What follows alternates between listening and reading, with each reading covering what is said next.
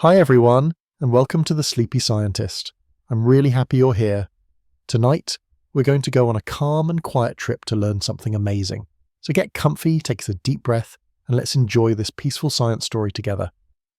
Before we start, tell me in the comments, where are you watching from and what time is it for you right now? If you like relaxing science videos, don't forget to tap the like button. Now let's begin. Long ago, before any human memory, before trees or birds or even flowers, there was a time when the earth was wrapped in white. It was not just the mountains or the poles that froze. The whole world, from coast to coast, from valley to peak, was buried under a blanket of ice. The sky above was pale and cold, and the oceans beneath were sealed in silence. Some call it Snowball Earth, but this was not the soft kind of snow we know. This was deep ancient cold, the kind that lasts for millions of years. Imagine waking up and seeing nothing but white in every direction. The rivers would not run. The seas would not wave, the clouds would hang heavy like slow thoughts. Life, if it existed, would be hiding in the tiniest cracks, near heat, near hope. The world had stopped, as if holding its breath. It had grown so cold, and the cold had stayed for so long, that even the equator wore a coat of ice. Some scientists believe this icy stillness came not once, but twice. 2 long winters with only brief warmer whispers in between. But how could this happen? What made a living, breathing planet turn to stone and frost? The answers drift like snowflakes, slow and quiet, never quite the same. Some say it began with volcanoes resting too long. They did not pour enough carbon into the air, and so the warmth faded. Others speak of continents wandering across the Earth's face, changing winds and tides, tilting balances that had held the world in place. Light from the sun still came, but the ice reflected it away. And with each year colder than the last, the ice crept farther, until it met itself on the other side. Still, not everything was lost. Beneath the thick layers of snow and silent skies, the earth kept its secrets alive. Near the warmth of the deep sea, tiny things stirred. Microscopic life, too small to see, held on. They clung to rocks, floated near underwater cracks, and danced with minerals in the dark. The surface may have been frozen, but far below, the heartbeat of the planet still thumped gently on. This was not the end of Earth. It was a sleep, a deep frozen dream stretching over time. The silence above and the motion below were part of a long story, one of change, of struggle, of the quiet power of life. Snowball Earth was not just a chapter of ice. It was the beginning of resilience. It was a test of survival wrapped in snowflakes and time. And as we drift through this ancient frost, we begin to wonder, how did Earth ever wake up from such a dream? How did warmth find its way back into the bones of the world? Let's drift deeper into the stillness and follow the soft footsteps that led toward the thaw. The ice did not speak, but the Earth remembered. Beneath the thick armour of frozen oceans, something waited, slow, patient, quiet. For millions of years, snow and silence ruled. Winds whispered over continents locked in frost, and sunlight bounced off the bright white shell that now covered almost every corner of the planet. But inside this frozen dream, warmth was not forgotten. Deep within the planet, fire still lived. Volcanoes, buried under ice or resting in shadows, had not gone silent forever. One by one, across centuries, they began to stir. Each eruption sent tiny sighs of carbon into the sky. Not much at first, just faint breaths. But the Earth does not measure time like we do. Its patience is long. Over tens of thousands of years, these tiny sighs added up. The air slowly began to change. More carbon meant more warmth could stay. Like a soft blanket thickening each day, the atmosphere began to hold the heat a little longer. The snow still ruled, but something was shifting underneath. At the same time, life had not given up. Inside cracks near deep ocean vents, microbial life swam through heated waters. In tiny colonies, invisible to any eye, these organisms survived. They fed on minerals and glowed faintly in the dark. They didn't need the sun, they needed only heat, water and time. Some may have formed delicate mats along stone walls, others may have floated in warm streams within the deep sea. Even in a world of cold, life found its secret places and waited. Above, the ice stayed thick. Glaciers stretched across continents like sleepy giants. The oceans were sealed with thick lids of frozen salt water. There were no forests, no animals walked the land, no birds sang. But the earth was not finished with its story. Beneath the snow, the crust shifted slowly. The continents kept drifting unnoticed by the frozen air. And every small movement changed the dance of currents, winds, and heat. As more carbon filled the skies from the breath of volcanoes, the blanket of warmth thickened. Slowly, carefully, the balance tipped. A single ray of sunlight, once reflected by white ice, now stayed a moment longer. Another moment followed, and then another. In some places, the edge of the glacier softened. Water trickled, then dripped, then pooled. The change was not loud, it did not roar. It sighed. The ice began to retreat slowly and unevenly. It melted like old memories, fading at the edges. The oceans began to stir again. Waves, long forgotten, touched coasts with cautious hands. The skies grew darker as more carbon thickened the air, trapping warmth beneath the clouds. Rain returned, rivers woke up, mountains saw their shadows again, and life, the patient, hidden life, came forward. With light returning and water flowing, it grew, slowly at first. A bloom here, a shimmer there. Cyanobacteria, the simple blue-green makers of oxygen, flourished under the pale sun. They breathed into the air and into time, shaping what the earth would become. Snowball Earth was not just a freeze, it was a pause, a reset, a test, and it did not break the planet. It softened it. The world that came after would be more alive than ever. The ice did not destroy the future, it prepared it. Let's follow that warmth now, the one that melted silence, the one that helped oceans sing again. Let's see how life returned to the surface, and how the earth wrote its next chapter beneath a brighter, freer sky. When the first soft rays of sunlight touched the melting ice, the earth seemed to exhale. It was a long breath, carried over oceans, waking from stillness. The glaciers that had once covered the world began their slow retreat, carving valleys, leaving behind lakes and scars that shimmered with new life. As the snow melted, it revealed a surface that had been sleeping beneath white silence for millions of years. It was not the same Earth anymore. It was a world reborn from stillness, shaped by patience and persistence. The ocean stirred with warmth. Waters long sealed beneath ice began to circulate again, carrying nutrients and memories from the deep. This movement awakened the surface. Algae bloomed, filling the blue with green, spreading across the oceans like paint on a blank canvas. They breathed oxygen into the air, weaving invisible threads of life between sea and sky. This simple life, so small and silent, was preparing the planet for something greater, a future full of complexity, colour and sound. The continents, once gripped in frost, softened in the thaw. Rivers formed where there had been none. Rain fell on land that had forgotten the feeling of touch. The air, heavy with new warmth, carried moisture and light. Forest did not yet grow, but the soil began to welcome life. Slowly, layer by layer, the planet's skin changed. In time, new organisms would rise. Some would swim, some would crawl, some would look up at the stars and wonder. But none of that could have happened without the Great Sleep. Snowball Earth, though harsh and unforgiving, became a crucible for life. It forced the planet to reset its balance. It tested the boundaries of survival. And from that stillness, a new resilience grew. Scientists believe that this ancient freeze may have even paved the way for the explosion of life that came after. A burst of evolution that filled the seas with strange creatures and the earth with possibility. The story of Snowball Earth is not just one of ice. It is a story of thresholds, of what happens when a world is pushed to the edge and how it finds its way back. The freeze taught the planet how to change. The thaw taught it how to begin again. And in that quiet cycle of loss and return, of cold and warmth, lies the deep rhythm of Earth's memory. Even now, traces of that ancient winter remain. In the oldest rocks, in the shapes of landscapes carved by vanished glaciers, in the DNA of life that once clung to warmth at the bottom of the sea, the white silence echoes. And when we look at the clouds or feel the chill of a breeze, we are brushing against a story that is still unfolding, still alive in the breath of the planet. So let us leave the frozen dream gently, knowing it was not a tragedy, but a transformation. The world did not end beneath the snow. It rested. It remembered. And then it began to grow. High above the frozen earth, the sun still shone, its golden light drifting through a thin, pale sky. But the ice below did not melt. It gleamed like glass across every continent, quiet and unmoved, reflecting the warmth back into space.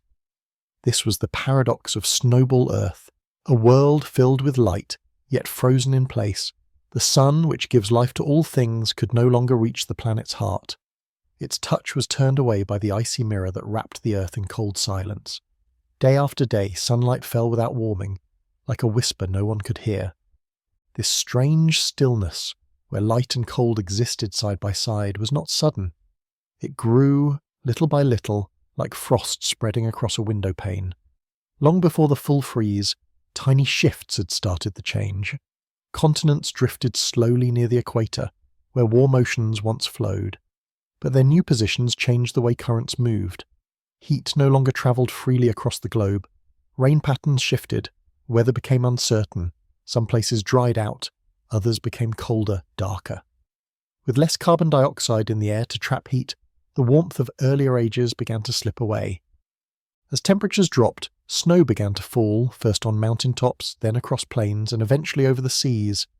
This snow, once rare at the equator, began to stay. It stopped melting. And as more snow fell, more sunlight was reflected. Less warmth stayed on Earth. The planet was caught in a loop.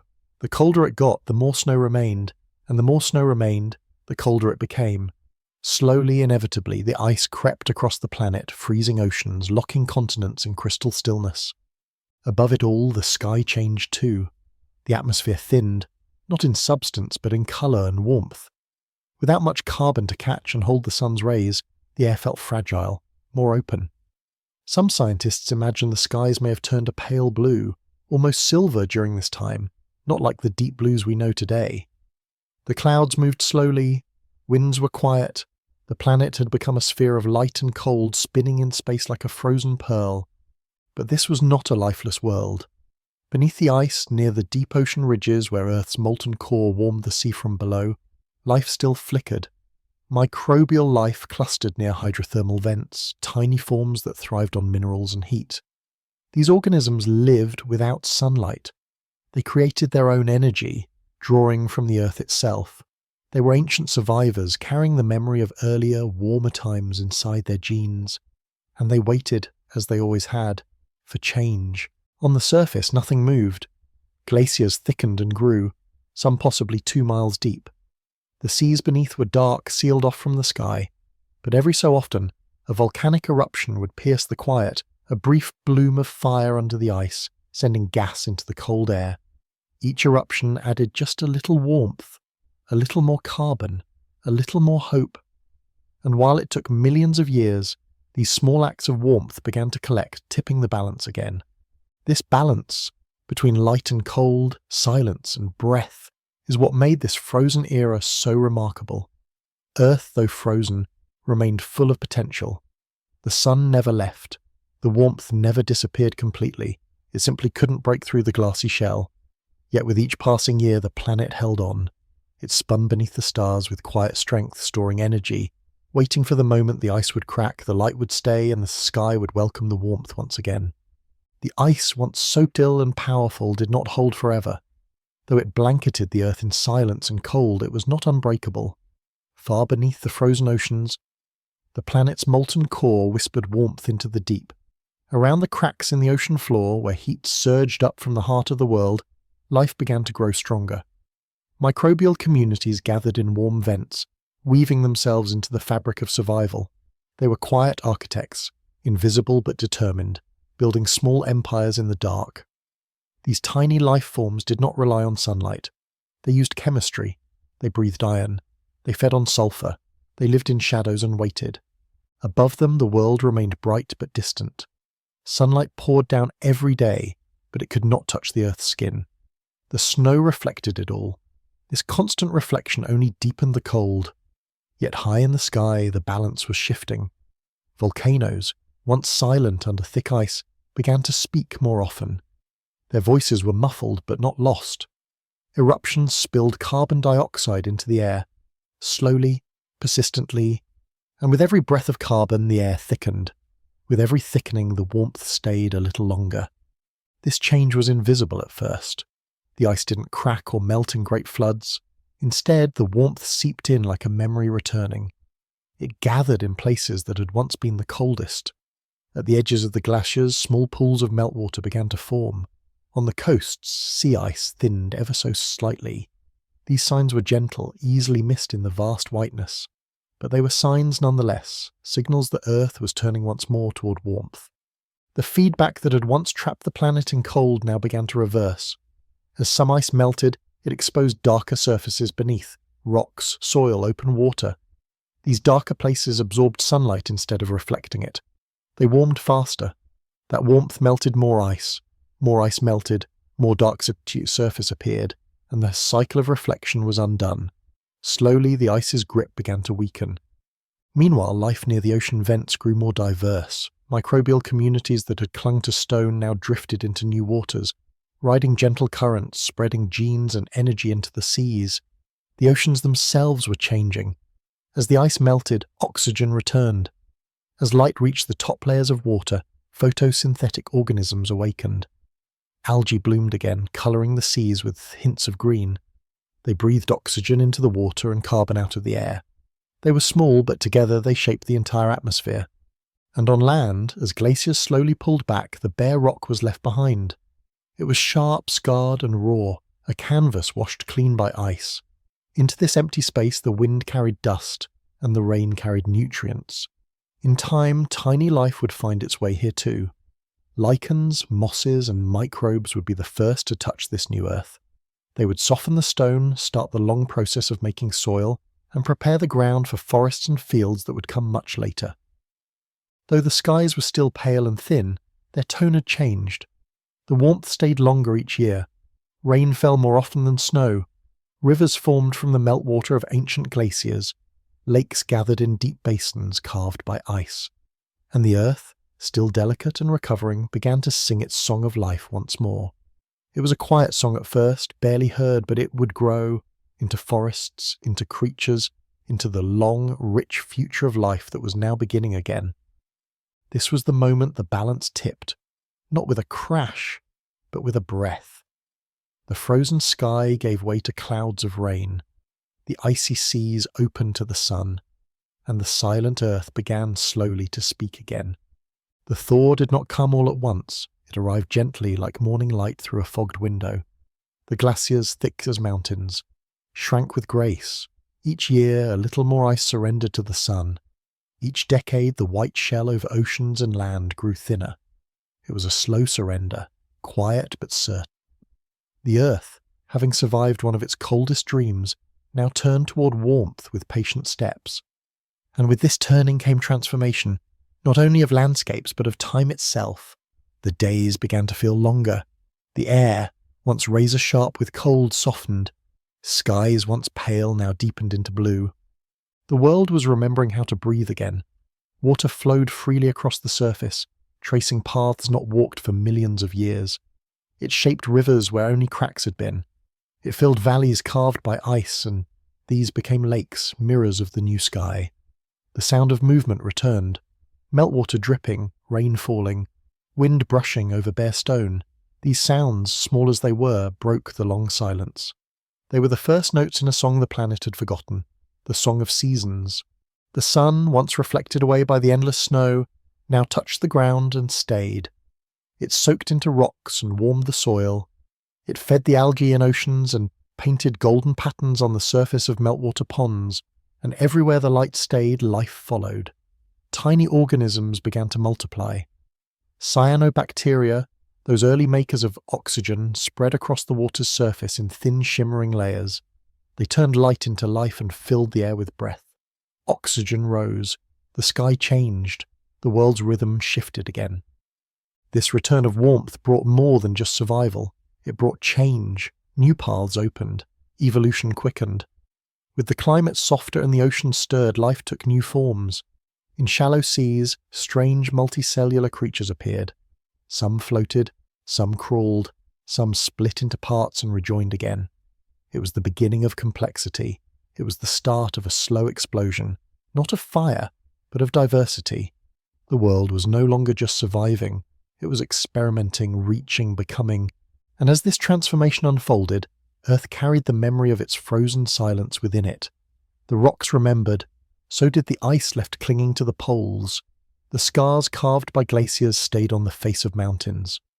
The rhythm of glaciation, freeze and thaw, silence and song had shaped the world's bones. And in the hearts of living things there was a quiet knowledge, passed down through time, that life could endure, even when the light was far away. Snowball Earth faded, not in a single season, but over many lifetimes. The ice did not vanish completely, but it withdrew with honour, leaving space for forests to grow, for creatures to rise, for eyes to one day look up and wonder where all the snow had gone. In this retreat there was no anger, no rush, just release. The cold had done its work. It had tested the planet's limits. It had revealed the strength of fragile things. And now it was time for warmth to lead. As we look back on that age of frost, we do not see failure. We see resilience. We see the grace of stillness. We see a planet that held on even when covered in silence. And we remember that even in our own coldest moments, when the sky feels distant and light cannot stay, there is always something below, quietly preparing the next beginning. And the ice above may have ruled for a time, but it could not silence the fire within. And because of that fire, the earth woke, the sun returned, and life once again began to bloom. Beneath the ice, the ocean slept, not with the restless tides we know today, but with a deep, steady stillness.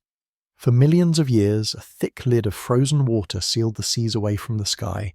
No storm winds stirred their surface. No sunlight pierced their depths. The great oceans, usually alive with motion, lay silent and hidden, breathing slowly in the dark. Above them, the earth's frozen skin stretched far and wide, locking away the water that once whispered to the shores. This was not a world we would recognize. The crystal shell covering the ocean was not thin or fragile. It was thick, perhaps hundreds of meters deep in some places, a shield of ice that trapped everything below, and yet, beneath that shield, the water remained. It had not frozen solid thanks to the warmth rising from the Earth's core. Deep-sea vents, fueled by the planet's hidden fire, spilled heat and minerals into the darkness. These vents became the only lanterns in a sunless sea, glowing softly like campfires in the void. Around these gentle towers of heat, life gathered.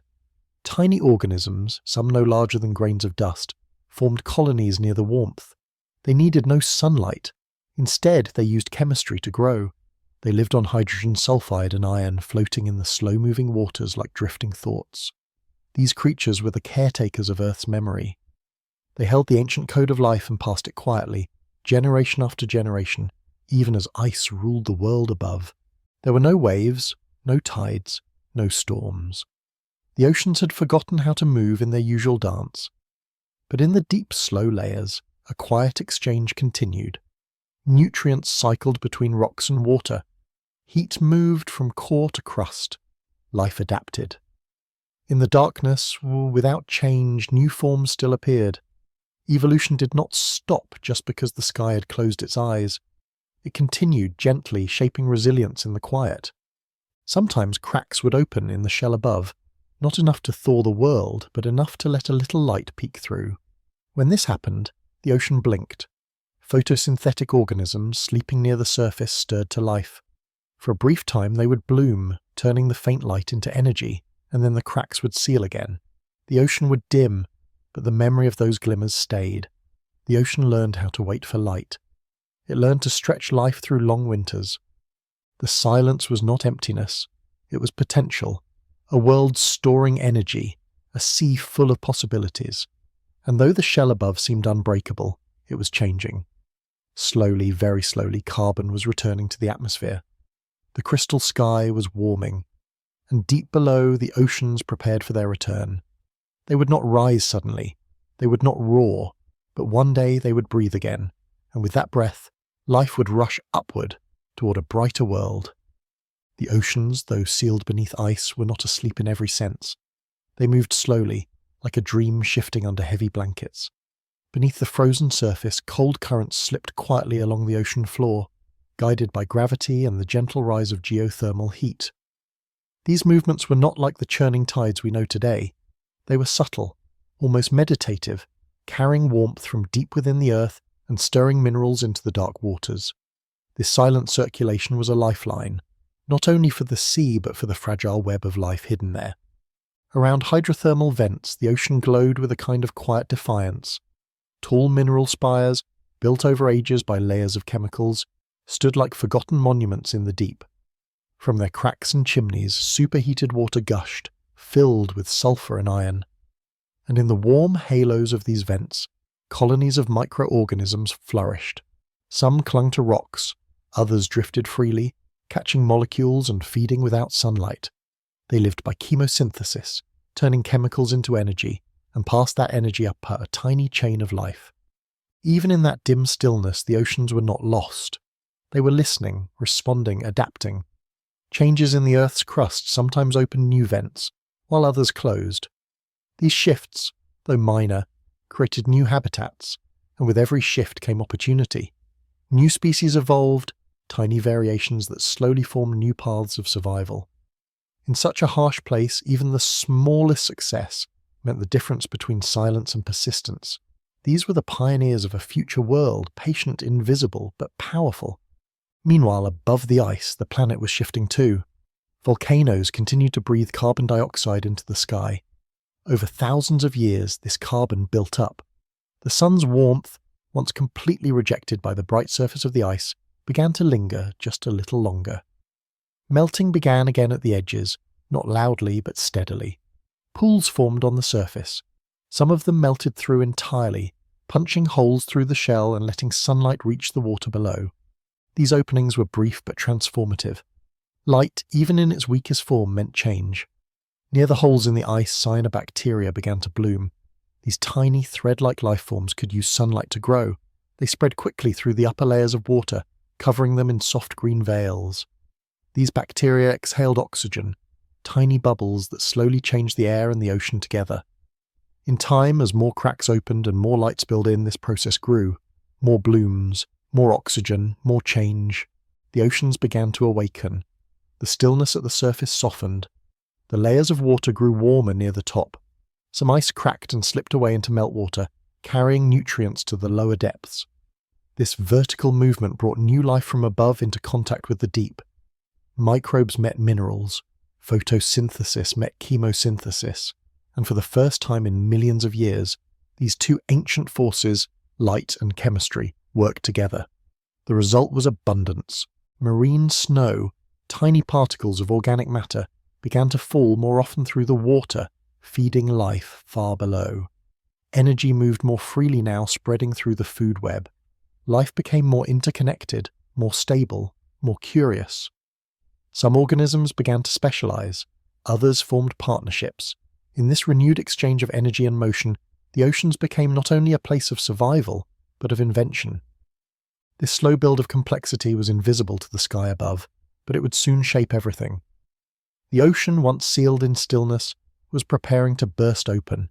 The crystal shell above still held firm in most places, but it was weakening, and beneath it the sea was growing stronger, filled with breath, with motion, and with memory.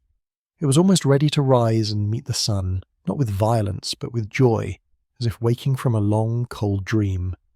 The moment the ocean met the sky again was not a single burst of light or sound. It was a gentle unfolding, a reunion long in the making.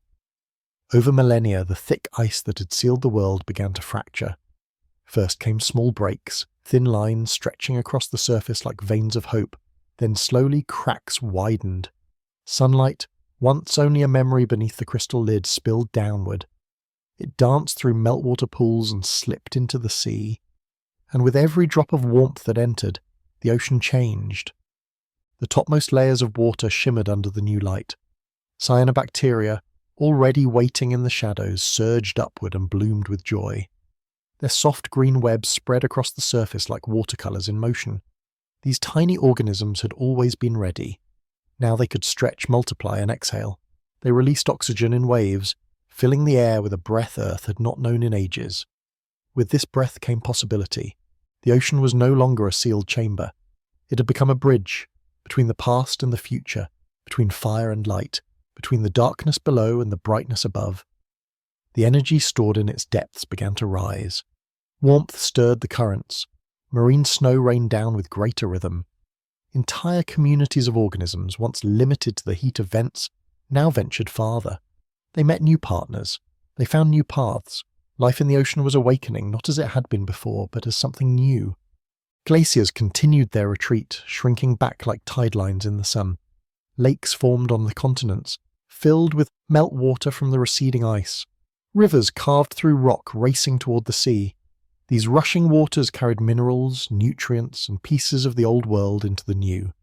Wherever water met warmth, life followed. And the ocean welcomed it all.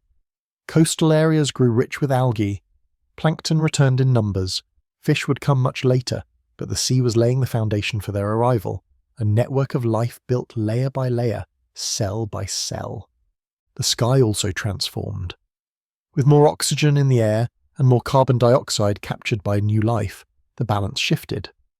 Clouds thickened. Rain fell with greater purpose. Winds learned new paths over open water. The atmosphere grew more protective, guarding the surface from too much heat or radiation. It became a softer sky, shaped by the breath of the sea below. This harmony did not erase the past. The scars of Snowball Earth remained. The deep sea still carried the fingerprints of ancient ice. Some vents still burned with fire from the planet's core, but now these marks were reminders, not of silence, but of survival. The oceans had held on even when the sky turned its face away, and now they were ready to tell their story. Earth, once locked in a still-white prison, had moved into motion again. The waves returned. Tides lapped against shores. Storms rumbled across water. Light shimmered through blue depths. And everywhere life reached for life. The ocean was no longer sleeping. It was singing. This song would echo forward through time. It would carry the rhythm of breath and bloom. It would shape the rise of animals, the drift of continents, the story of us. And all of it began in the quiet, when the ocean slept beneath a crystal shell and never stopped dreaming of the sky. In a world frozen white, where ice stretched from pole to equator, fire still lived deep below. It did not rage. It did not roar. It pulsed, slow, steady, ancient. Beneath thick layers of rock and deeper layers of ice, the Earth's core whispered warmth into its crust. This warmth found cracks, weak places in the shell above, and rose as breath. These were the volcanoes of Snowball Earth, hidden giants exhaling in the cold. Their breath was not loud, but it was powerful. It shaped the air, it softened the silence. It brought memory back to a planet that had nearly forgotten how to change. Volcanoes are the lungs of the planet. They pull from the deep and exhale into the sky. During the long winter of Snowball Earth, when sunlight could not reach the ground and the oceans were sealed beneath frozen ceilings, it was these eruptions that kept the planet alive. Not alive in motion, not alive in warmth, but alive in promise. Each volcanic breath carried carbon dioxide, a gas that wrapped the Earth like a soft blanket. When the world grew too cold, this blanket grew thicker, slowly, gently, with each sigh of fire. For millions of years this cycle continued.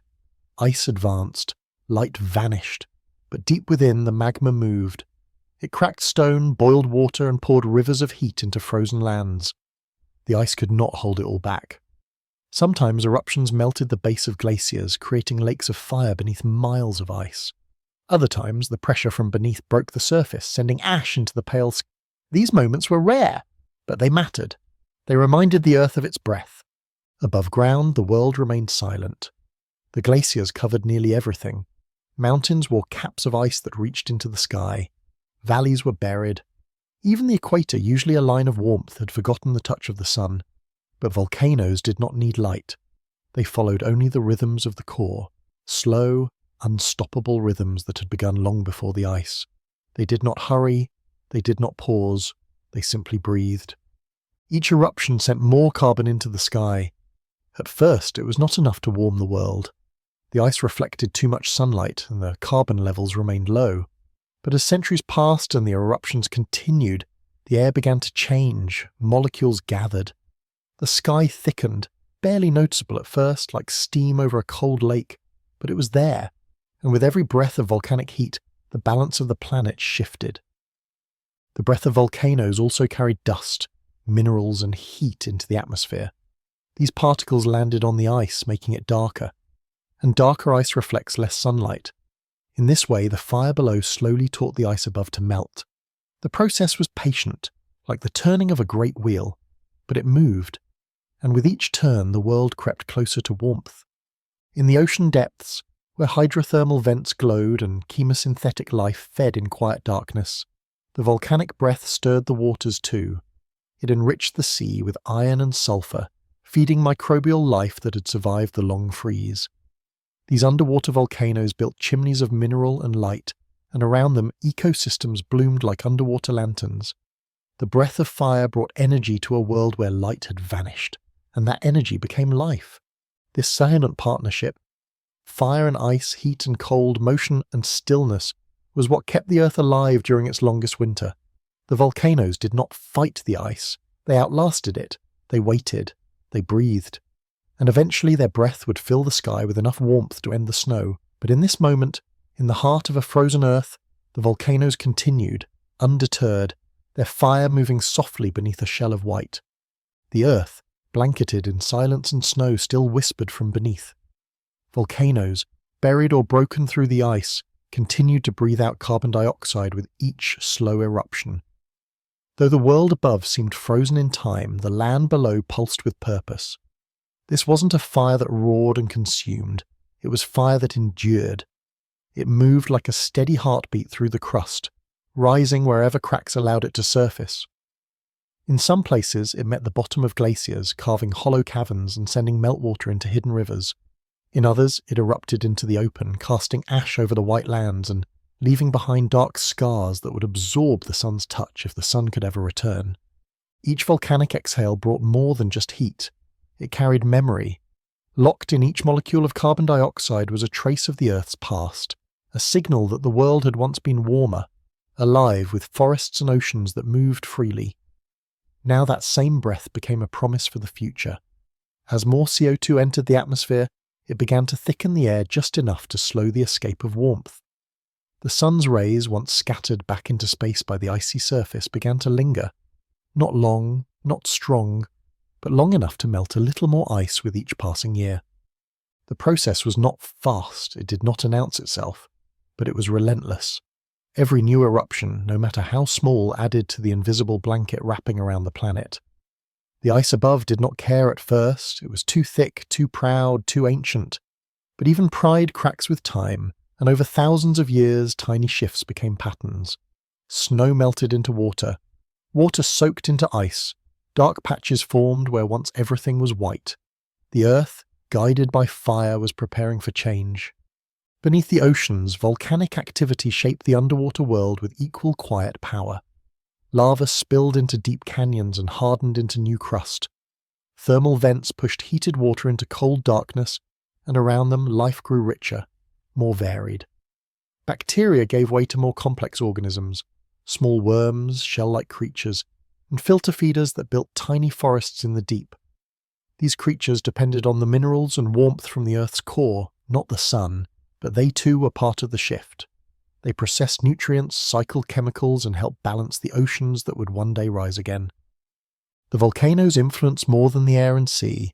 Their dust, filled with iron and other minerals, drifted across the ice and eventually found its way into meltwater streams. These particles fed the first blooms of life near the surface. Cyanobacteria, those ancient green breathers, multiplied faster when fed by volcanic iron. Their presence added more oxygen to the atmosphere and removed carbon from it. The balance was delicate. Fire warmed, water moved, life breathed, and together they slowly rewrote the story of Earth. On the continents, the ground near volcanic zones was the first to soften. Heat from below thinned the glaciers above, causing them to shift, crack, and collapse. This movement carved new paths through stone. It created valleys and chasms where water could later flow. In these landscapes, new lakes would eventually form, sediment would settle, soils would gather, and even before the first plant touched the Earth again, the ground was being prepared by fire. The rhythm of eruptions was uneven. Some years brought quiet, others brought bursts of ash and steam, but across the great scale of geologic time, the pattern was clear. The breath of volcanoes was a long, steady exhale, a counter to the cold, a soft, slow resistance that never stopped. Even as glaciers stretched and the sky reflected the sun away, the fire below continued. It was the Earth's oldest promise, that no matter how cold the surface becomes, the core will always burn. Eventually this breath would grow strong enough to change the world, but for now it moved gently, unnoticed, except by the life clinging near the heat, and in its quiet work it gave the Earth everything it needed to wake. There came a time when the breath of volcanoes could no longer be ignored. After millions of years of steady exhalation, the sky had thickened enough to hold warmth once again. The sun, once cast off by the shimmering white armour of Earth's ice, now began to stay. Light touched darker patches of rock where ash had fallen, and these surfaces absorbed the heat. The glaciers, once proud and unyielding, began to soften at the edges. Water flowed in hidden channels beneath the ice, carving new paths through ancient stone. The long winter was still strong, but it was no longer unchallenged. The world responded not with sudden change, but with a series of quiet surrenders. A glacier split in the north, sending meltwater into a valley that had not heard water in millions of years. A vent in the ocean floor expanded, releasing more warmth, stirring the sea. Algae bloomed in the melt pools, their green threads weaving across the surface like delicate brushstrokes on a frozen canvas. These moments, small and slow, were the beginning of a turning tide. Volcanoes had led the way. Their eruptions continued, still irregular, still soft compared to the scale of the cold, but the balance had tipped.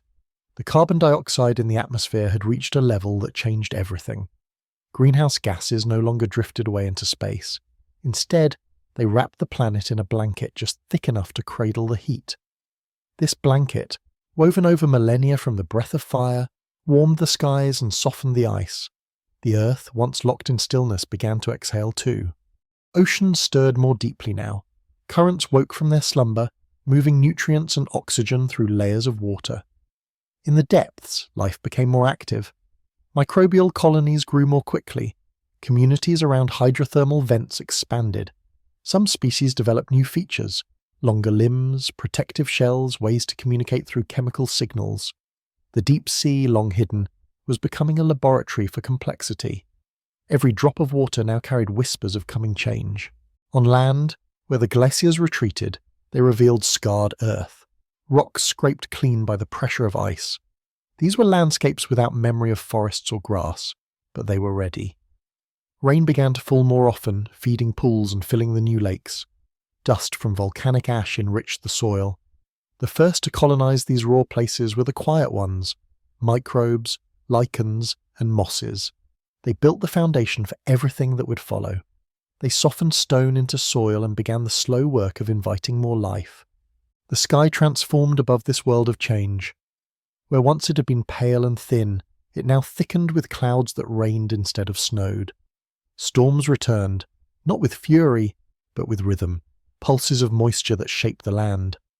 Lightning struck the new ground, perhaps sparking reactions that would feed future life. Winds carried spores, ash, and warmth. The air itself became a messenger of movement, no longer frozen in place, and still, the volcanoes breathed. Their fire had never stopped. Even now, as the ice melted and rivers formed, they continued to exhale the gases that made warmth possible. They were not the heroes of this story nor the villains. They were simply the breath beneath the silence, the force that gave the Earth its chance to heal. Without them, the snow would never have surrendered. Without them, the light would never have stayed. As the glaciers faded, the seas rose to meet the sky. The two great bodies of the world, water and air, embraced again. And in that meeting, life blossomed. Complex organisms began to evolve in shallow seas. The stage was being set for creatures with eyes, with limbs, with thoughts. The breath of volcanoes had given rise not just to warmth, but to wonder. In the end, it was not a battle between fire and ice. It was a dance, one that played out over unimaginable time, full of pauses and pulses. The ice taught the Earth to endure. The fire reminded it how to change. Together, they shaped a world that would one day bloom with forests, echo with birdsong, and carry the footsteps of beings who would one day ask where all the snow had gone. It began with a whisper of cold, a quiet turn in the balance, a soft nudge that changed the rhythm of warmth. The Earth, once full of blue oceans and the warm breezes, began to cool. Snow, which had once touched only the high mountains and poles, started to drift lower, to linger longer. At first it melted each year, as it always had, but then it began to stay. On hilltops, in valleys, along coastlines, the white spread. With each snowfall that didn't melt, more sunlight was reflected back into the sky. The earth began to trap less warmth. The cooling deepened, and then, slowly, snow took hold. It wasn't loud, there was no great collapse, no moment of sudden freeze, just a slow, beautiful quieting. Snow covered the earth like a blanket, smoothing sharp edges, silencing motion. It filled rivers until they stopped flowing. It buried forests until trees stood only as silent towers of frost. It sealed the oceans with a lid of glassy ice. The wind still blew, but it carried only snowflakes, millions, trillions of tiny crystals, each one a piece of the stillness that was spreading. It was the stillness of pause, of waiting, of a planet held in place. As more snow fell and the ice thickened, the earth lost its warmth faster. The snow was not just a covering, it became a mirror. Sunlight, instead of sinking into the ground or sea, bounced off the bright white surface and returned to space. This feedback loop, simple and powerful, drove the planet deeper into freeze. With less heat absorbed, the air cooled. With colder air, more snow formed. With more snow, more reflection. A cycle, a spiral, a slow tightening of the world's breath. And in this tightening, the Earth's rhythm changed. The seasons faded into sameness. Summer no longer brought thaw. The equator, once the belt of life and heat, wore a snowy crown. Even the oceans, great engines of motion, began to slow. Surface currents weakened under the weight of ice. Deep currents, disconnected from the warmth above, lost their drive. The ocean, like the land, was falling still. Time moved differently in a frozen world. Without seasons, there was no growing, no blooming, no fading of leaves. The sky looked the same each day, pale, wide and cold. The clouds were thin and high, the stars at night were sharp, even the sound of the wind changed, muffled by snow-covered hills and ice-sealed lakes. It was not a lifeless world, but it was a quiet one, a world paused, held still by the soft hand of snow. Yet under the snow things remained alive. Microbes hid beneath the frozen ground, clinging to warmth left behind. In the oceans, beneath thick shells of ice, life lingered near hydrothermal vents. Even on the surface, in places where sunlight briefly kissed the snow, traces of photosynthesis flickered into being. Life did not thrive, but it held on, waiting for the snow to release its grip. The stillness of Snowball Earth was both beautiful and terrifying. It showed how something as soft as snow could stop a planet's breath. How countless tiny flakes, each light and delicate, could add up to something heavy enough to change the world. It reminded Earth of its limits, and yet within that stillness, something else stirred. Beneath the snow, the planet was not dead. It was dreaming of motion, of warmth, of the time when the snow would melt and the world would begin to move again. Snow, though silent, has a way of shaping everything it touches. On Snowball Earth, its reach was total. Mountains disappeared under thick white caps, valleys filled with frozen rivers, oceans slept beneath shining lids of ice, and the skies, once full of warm clouds and dancing rains, grew still and thin. What the snow did best, however, was pause the motion of the world. Like a breath held for too long, it stopped the rhythms that once gave the planet life. Wind slowed, currents weakened, seasons faded into each other like pages that would no longer turn. Time itself seemed to stretch, suspended in a long, frozen hush. The snow had made the earth a mirror. With every new layer, more sunlight was turned away, and with each ray of warmth lost, the snow thickened further. It was a gentle spiral, not harsh, not sudden, but deeply certain. The brighter the earth became, the colder it got. The colder it got, the more the snow stayed. This feedback loop, driven by ice and reflection, held the planet in its grip for millions of years. It was not chaos. It was order, still quiet, perfect in its symmetry. But in that perfection was pressure, growing like a whisper beneath a mountain. Volcanoes still breathed under all this stillness. Their gas and heat tried to climb through the crust, but the snow above was thick. Some eruptions broke through, coating the ice in ash. These dark patches warmed faster than the surrounding white, becoming small seeds of change. But most volcanic breath stayed hidden. adding carbon dioxide to the air in tiny, steady amounts. For the longest time, this was not enough. The snow's mirror was too strong, the warmth slipped away too fast. And yet Earth has always had patience. It does not count time in days or years or even centuries. It counts in silence, in the movement of stone, in the layering of ice. Over countless lifetimes, the carbon built up, the atmosphere thickened. The skies began to hold warmth more easily. This change was invisible to the snow, which continued to fall and pile and reflect. But deep within, the balance was tilting. Beneath the oceans, life endured in slow waves. Around hydrothermal vents, small communities of organisms adapted to the long freeze. They evolved not by racing forward, but by holding tight to what worked. They lived in layers of cooperation, feeding one another, sharing heat and chemicals. These were the seeds of resilience, buried in darkness but never extinguished. Their stillness was not weakness, it was strength, stretched across time. The continents, locked under glaciers miles thick, groaned with pressure. Ice reshaped them slowly, grinding down the mountains, deepening valleys. The Earth's crust bent under the weight. And this bending had consequences. It opened cracks. It invited more volcanic breath. More gas reached the sky. More warmth lingered. The snow did not know it yet, but its rain was softening. This softening began at the edges.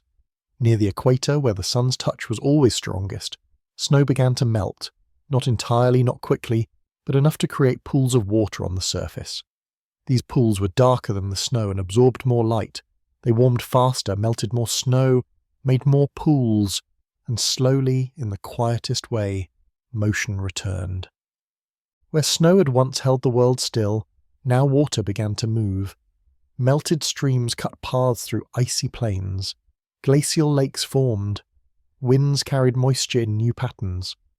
The oceans, still sealed in many places, began to churn beneath their icy ceilings, and with this movement came life, stretching upward, reaching for the light that now stayed a little longer each day. The grip of snow was loosening. It had done what snow does best, quieted the world, held it in a gentle stillness.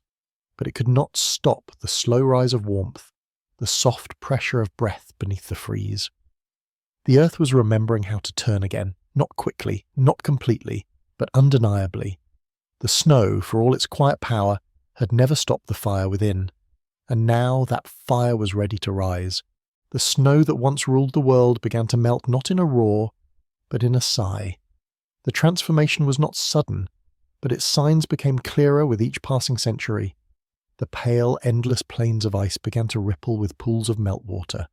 Edges of glaciers curled back like pages turning themselves. Dark lines appeared across the surface, streaks of ash and dust from ancient eruptions, now warmed by the returning sun. These streaks soaked in light, and light became heat, and heat became movement. Slowly, carefully, the stillness that had held the Earth began to break. The balance had shifted. For millions of years, snow had dominated by keeping sunlight away. But now the atmosphere had grown heavy with carbon dioxide, breathed out by volcanoes, gathered in silence.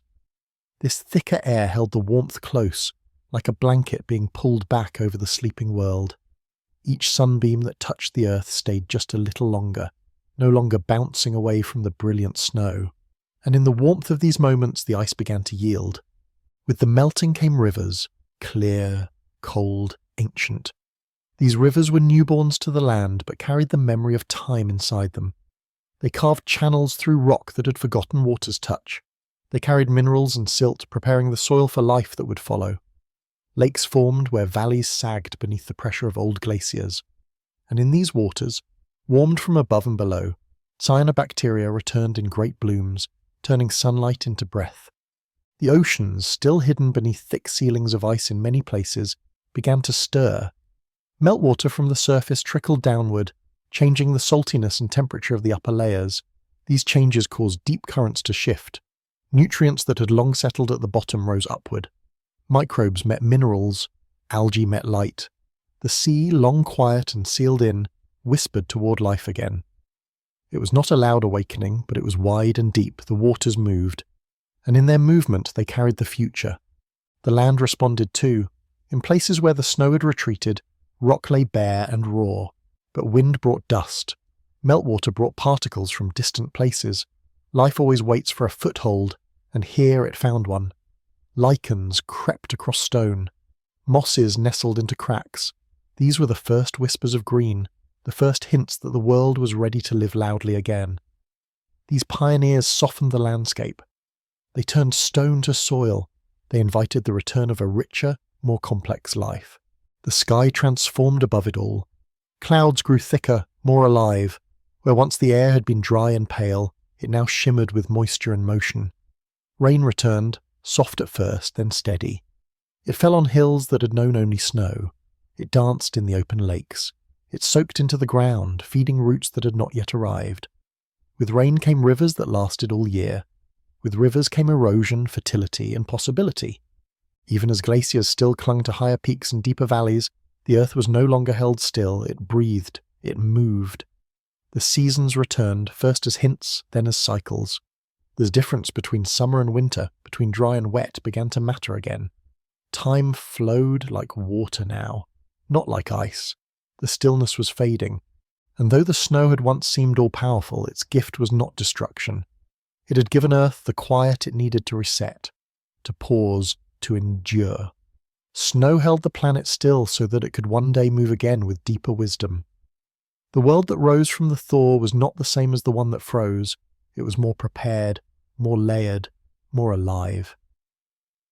The long silence had not ended the story. It had made the next chapter possible. As the last great sheets of snow retreated, they left behind new rivers, new soils, new light. And in this open space life poured forward. The earth was no longer paused. It was in motion once more, and every step, every leaf, every breath that came next was shaped by the time when snow held the planet still. For so long the light had wandered, touching the earth only to be turned away. The snow-covered world shimmered like a mirror, sending sunlight back into the sky. But light is patient, and so is time. As the atmosphere thickened with the slow breath of volcanoes, and the snow surface grew tired under its own weight, the sunlight began to stay, just a little longer, just a little warmer. It pressed gently against the frozen shell of the world, and somewhere, in a small patch of ice gone soft, in a pool of water grown wide, the ice let go. The light slipped in. This light was not harsh or sudden. It was quiet, golden, slow. It melted not by force but by persistence. A single sunbeam touching a darker surface made so by dust and ash warmed the ice just enough to start a trickle. That trickle became a pool. That pool deepened. Over time the pools connected, and then the meltwater moved. It flowed over and under the ice, carving channels, opening paths for the warmth to follow. The ice, once a single unbroken sheet across continents, began to break into islands of frost. The world above started to change colour. White turned to grey, then to brown, then to blue. The ocean, once hidden, began to shine through again. It reflected the sky not as a mirror, but as a partner, moving, sparkling, alive. Clouds gathered. Rain began to fall where snow once ruled. The sun, climbing higher each day, reached farther, touching places it had not seen for millions of years. Mountains, once abundant under thick caps of snow, began to emerge like forgotten bones. Valleys flooded with meltwater. Rivers stretched like fingers across the land. The light did more than melt. It awakened. Beneath the snow the earth had waited.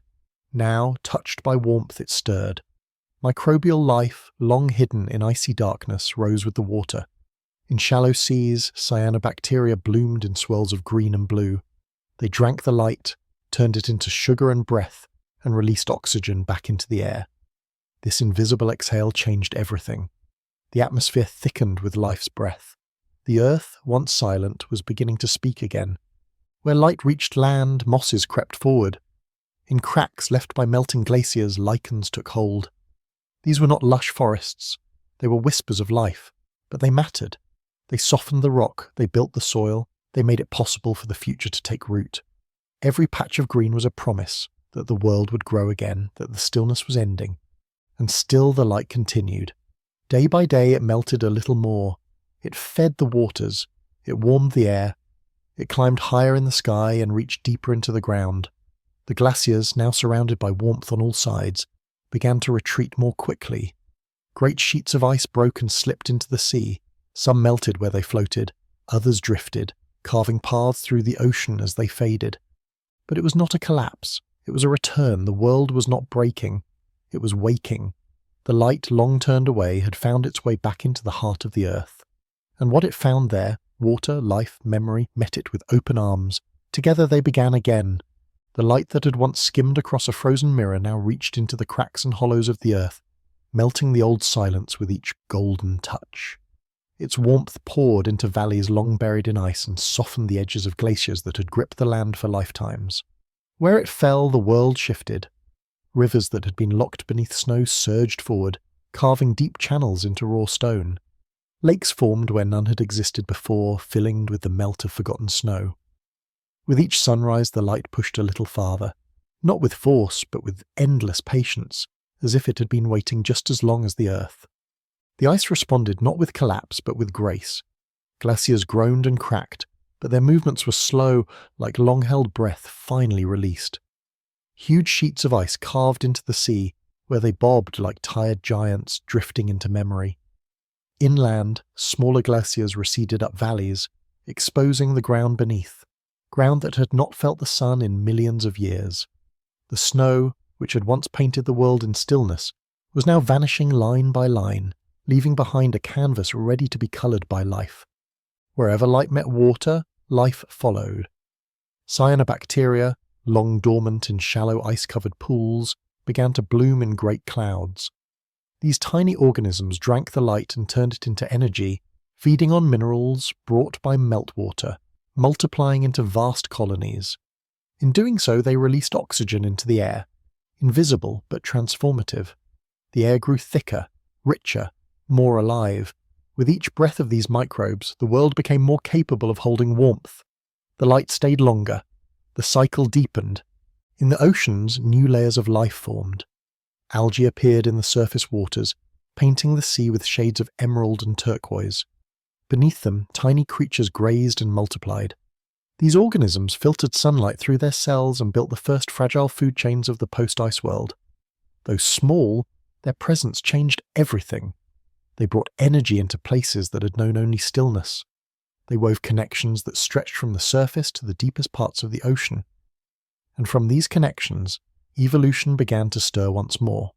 On land, where ice had once pressed down with crushing weight, plants began their quiet return. At first it was only moss, clinging to damp rock. Then lichen spread, weaving over stone in slow green rivers. These pioneers began the work of turning rock to soil, of preparing the ground for all that would come after.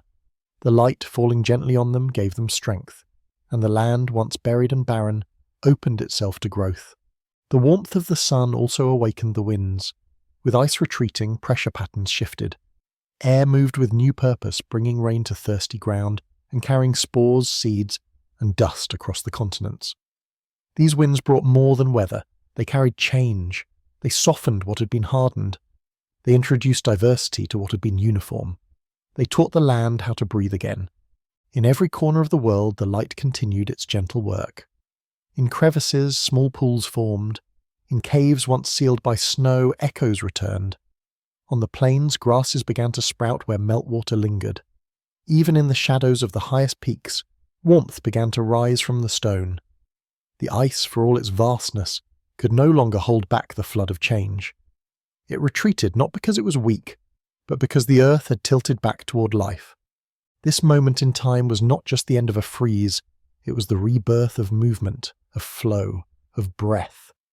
The glaciers had taught the world to be still. Now the light was teaching it to move again.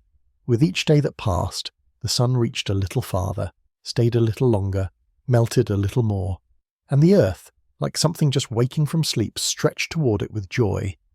The light, once turned away by the bright white armour of a frozen earth, now poured freely across land and sea, painting the world in slow gold. Where it touched, the ice no longer resisted. It softened. It yielded. The edges of glaciers curled and thinned. Snowfields shrank beneath clear skies. On mountain tops, ridges once hidden beneath snow were revealed in jagged lines, sharp and dark against the melting white.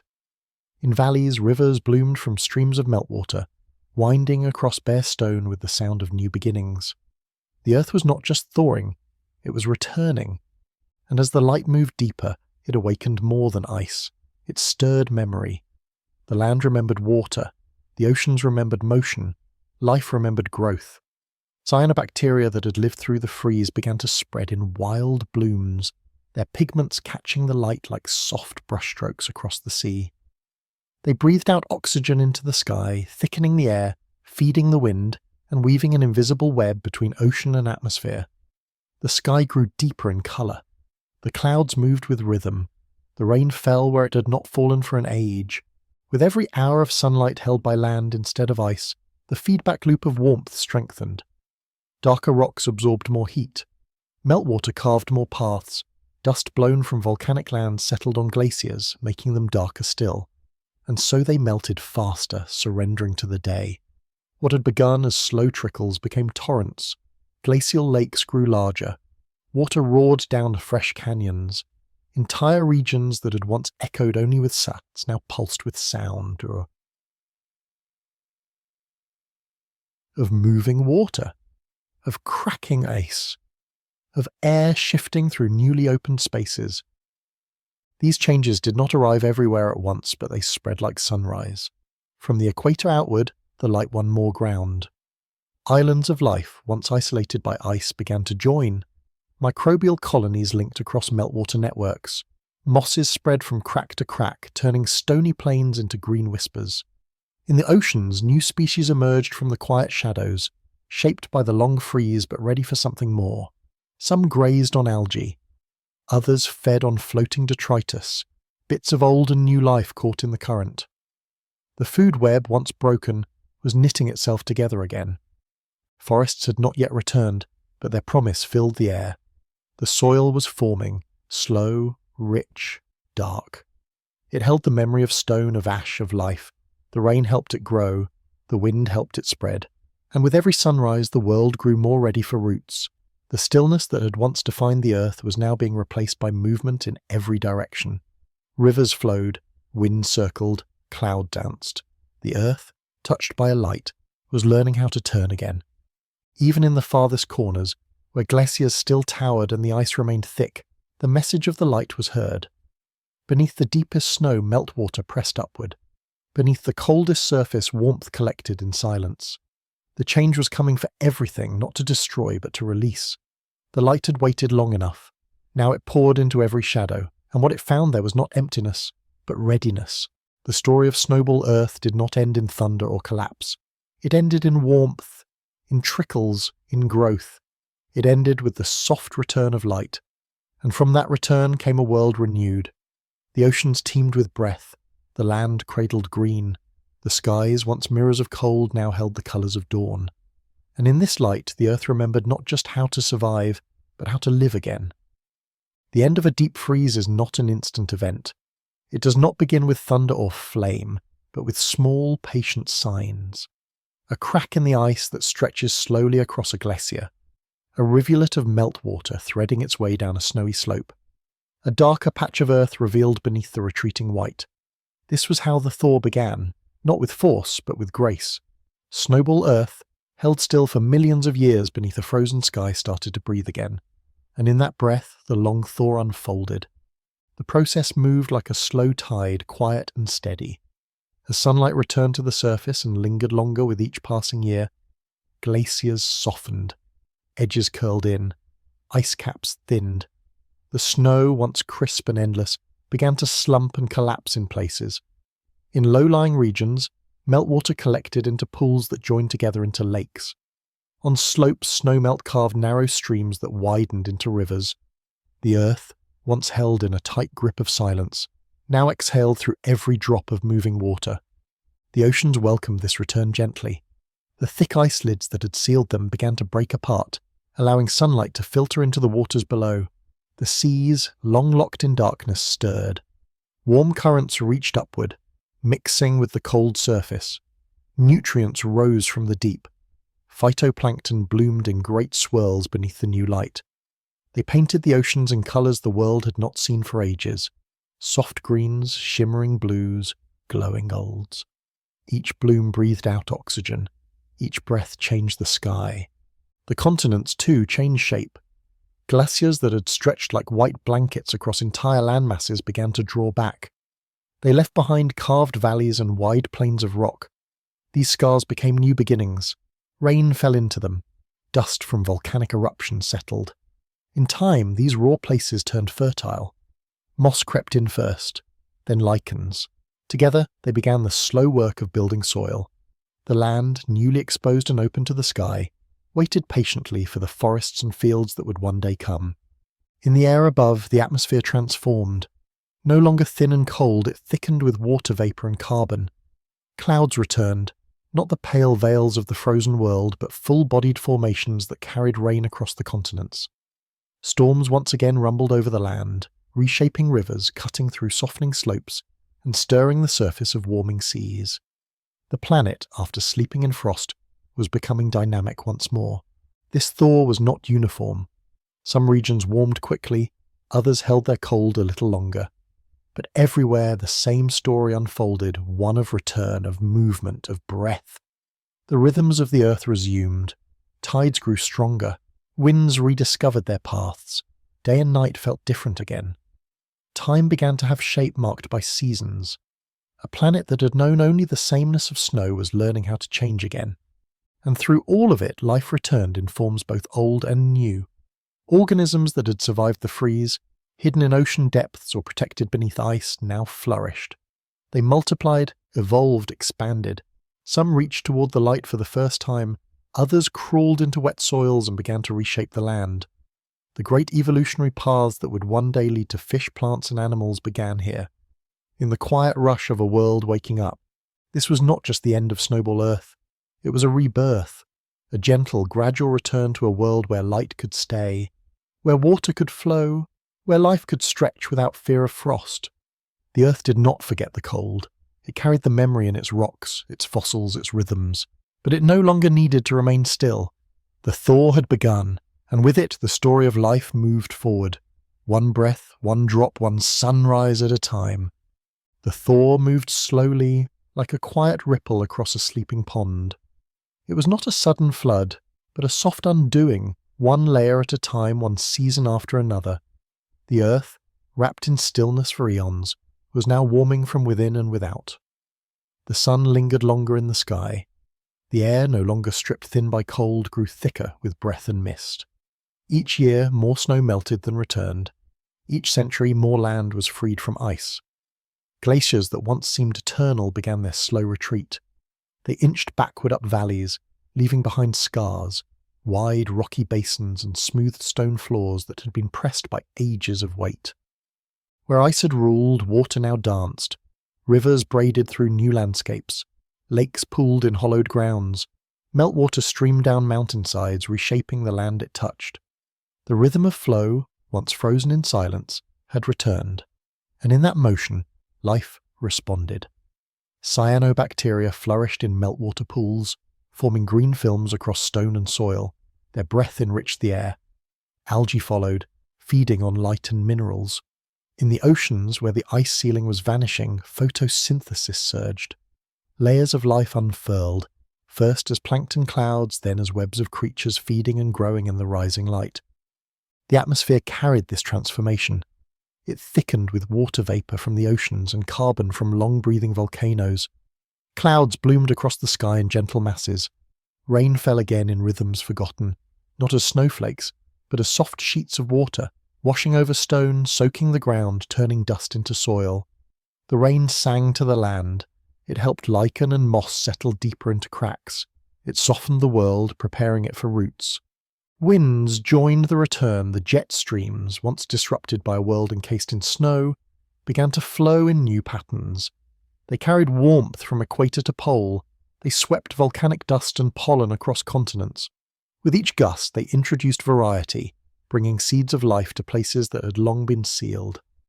In this stirring air, the world's surface grew more diverse. No longer was everything white. There were now shades of grey, of brown, of green. Beneath this change, the earth shifted too. The crust, once pressed flat by the immense weight of glaciers, began to rise in a slow and steady rebound. Mountains lifted, valleys deepened, This process, called isostatic rebound, gave the planet new shapes. Old seabeds rose to become new lakes, hidden valleys emerged, water filled them, life followed. What the ice had buried the thaw revealed, and the Earth responded with grace. In the seas, marine ecosystems bloomed with complexity. Algae fed plankton. Plankton fed tiny animals with soft bodies and curious forms. Some drifted, others swam. Many clung to the ocean floor or to floating plants, building the beginnings of food chains that would one day support fish, coral, and creatures beyond imagining. This was a quiet explosion, not of sound, but of form and connection. On land, the green spread wider. Tiny plant colonies grew in mats, patching together to form the first soft carpets of life. These early greens anchored the soil and shaped the moisture around them. They cooled the surface by holding water, and they exhaled oxygen into the air. The balance between land and sky shifted again. The Earth was not only thawing, it was breathing, deeply, steadily, as if relearning how to live. The light guided it all. It filled the days and warmed the nights. It seeped into every crack, every pool, every cloud, and the world opened to receive it. The long thaw was not merely the melting of ice, it was the gentle reawakening of Earth's full voice, not the sharp shout of fire or the rush of a flood, but the soft hum of a planet remembering how to be alive. It was a song sung slowly, verse by verse, in every leaf, every raindrop, every drift of wind, and it was only just beginning. The thaw did not end with the last glacier slipping into the sea. It continued in quieter ways, echoing across the land, the water, and the air long after the ice had pulled away. Even in places where snow no longer fell and the ground had warmed beneath soft rain, the traces of the freeze remained, not as obstacles, but as memories. The rivers still followed paths carved by glacial pressure. The mountains still bore the polish of grinding ice. Lakes, new and clear, filled the deep footprints left behind by the glacier's retreat. In this way, the thaw became more than a season. It became a shape, a rhythm, a new way for the planet to breathe. With the snow and ice gone from most of the continents, light returned without reflection. It poured into soil and shimmered off open waters.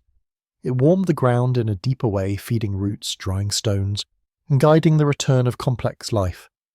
The air was no longer thin and empty. It was filled with moisture, with pollen, with the invisible breath of photosynthetic life that had begun to rise in great waves. And now, with more carbon in the sky than ever before, the greenhouse effect gently wrapped the Earth, holding the warmth close and steady. In the oceans, the ecosystems born from the bloom of light had grown deeper. Simple organisms gave way to more complex ones, tiny animals with symmetry and movement, strange soft bodies with multiple parts, creatures that swam, grazed, and filtered. These were the forerunners of what would come next, and though their shapes were simple, their presence meant that evolution was ready to accelerate. Food chains grew more intricate. Energy passed not just from light to life, but from one life to another, and each exchange wove the fabric of a world growing rich again. On land, soil had formed from centuries of lichen, moss, and microbial effort. It now supported patches of larger plants, primitive ferns and vascular growths that stood taller than moss, but still reached humbly toward the sun. These plants, though modest, changed the way water moved across the earth. Their roots held soil in place, their leaves shaded the ground. Their very presence invited insects, fungi, and other forms of life to evolve alongside them. And though forests had not yet come, the idea of a forest, its pattern, its cycle, had begun. The skies responded with new rhythms. Storm systems became more dynamic, shaped by uneven warming across the planet. Rainfall reached places that had once been locked in dry, frozen silence. Rivers began to meander instead of race. They overflowed their banks, changed courses, created floodplains.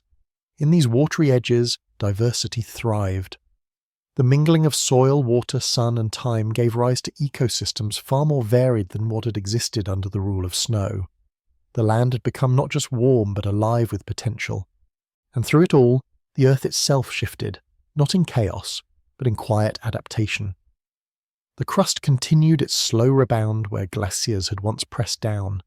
Mountains lifted ever so slightly. Fault lines adjusted to the changing weight above. Volcanoes whose breath had helped warm the planet now interacted with a world more prepared to receive their gifts. Their ash fed the soil, Their heat created islands of richness in the sea and land. Even their destruction became part of the Earth's creative cycle. This long thaw, then, was more than a physical change. It was a transformation of purpose. The Earth had not merely survived Snowball Earth, it had learned from it. It had discovered new ways to distribute heat, to cycle air, to protect life. The systems that would come to define the world, the carbon cycle, the water cycle, the exchange of energy across species and spheres, all took root in this gentle return. Life was no longer just holding on. It was moving, expanding, reaching toward complexity. And so the story of Snowball Earth ended not in fire or collapse, but in warmth and motion. The stillness that once held the world gave way to flow. The silence gave way to song. What had been frozen became fertile. What had been paused became possible. And in that soft return, the Earth stepped into its future, one of forests and rivers, of animals and clouds, of minds that would one day look back and wonder how a world so cold had ever found its way back to light. There are places on Earth where time seems to stretch, to slow, to settle like dust on old stone. In deep caves at the bottom of oceans, in the slow swirl of stars overhead, time does not tick the way it does in cities or on clocks. It lingers, it drifts, it forgets the urgency that fills our ordinary days. And yet, even in these quiet spaces, time is not gone. It is simply asleep, curled into atoms, woven into minerals, hidden in the slow crawl of tectonic plates. This is the story of where time rests, not in stillness, but in softness. Beneath the surface of the Earth, far below where sunlight ever reaches, time falls asleep in rock. Sedimentary layers stack like forgotten pages, pressed together by the weight of all that came before. Each layer is a memory, a moment when dust settled, when shells fell, when rivers paused and left behind their silt. These layers build slowly, sometimes just a grain at a time. 1,000 years can pass in a single inch of stone, and the Earth remembers all of it, in silence. Fossils rest here, not as loud symbols, but as whispers of shapes long gone. Curved shells, tiny bones, leaf impressions. They are the handwriting of time dozing between tides. In ice, too, time sleeps, not in chaos, but in order. Each snowfall in polar regions adds a thin new sheet to the white world. That sheet presses down on the one before it, and the one before that. Trapped inside are tiny bubbles of ancient air, breaths from thousands of years ago. Scientists call them ice cores, but they are really frozen diaries. They tell stories not with words, but with temperature, with dust, with the gentle chemistry of old skies. In Antarctica, time is layered in silence, waiting in frozen columns that stretch back over 800,000 years. Nothing moves quickly here. Even the wind sounds slower.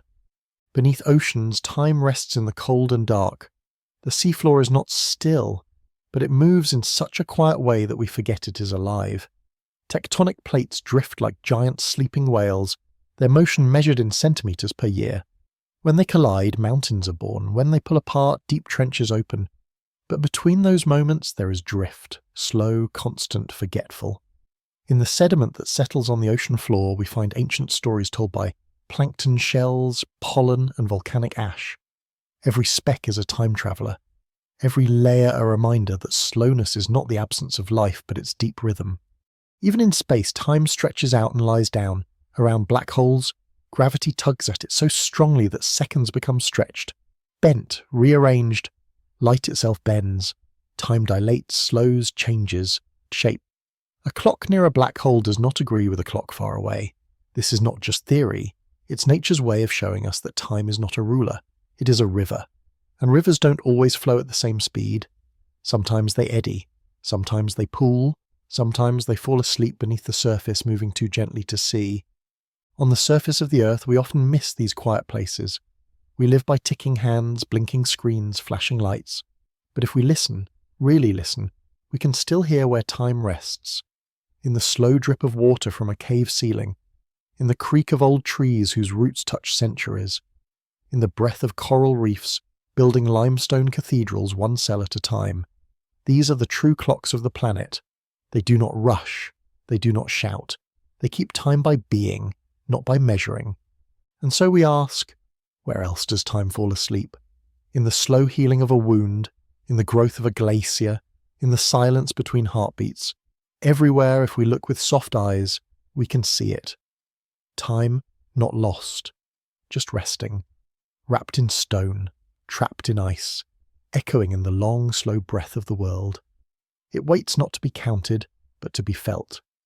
Where time falls asleep, life moves differently. In the places where hours stretch and days blur into centuries, creatures evolve to match the pace.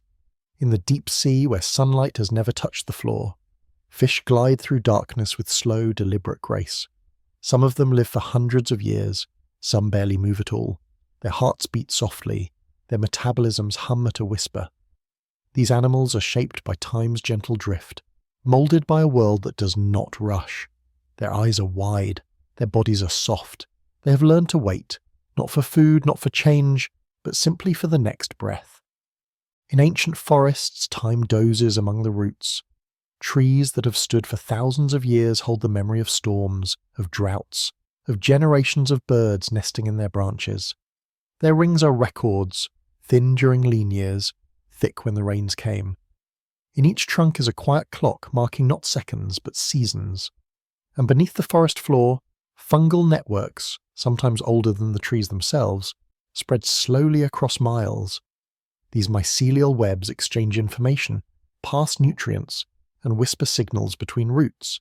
They move at the speed of thought softened by soil, and their language is one of patience. In deserts, time folds in the heat. The landscape barely changes, even as the sky above races with stars. Rocks lie still, weathering only by wind and sun, reshaping not in days but in millennia. The creatures here have adapted to long waits. Plants that bloom once a decade, animals that emerge only after rare rains. Even the soil holds its breath between moisture and dryness. Life in these places respects slowness, survives through stillness, and endures because it does not demand more than the moment offers. Glaciers, too, are places where time rests in motion. Though they move, they do so with a softness that defies urgency. Inches per year, slower than walking, slower than growth. Yet in their slow crawl, they carve mountains, sculpt valleys, and carry stones the size of houses across entire continents. They are not fast, but they are strong. And when they melt, they leave behind lakes, rivers, and fertile plains.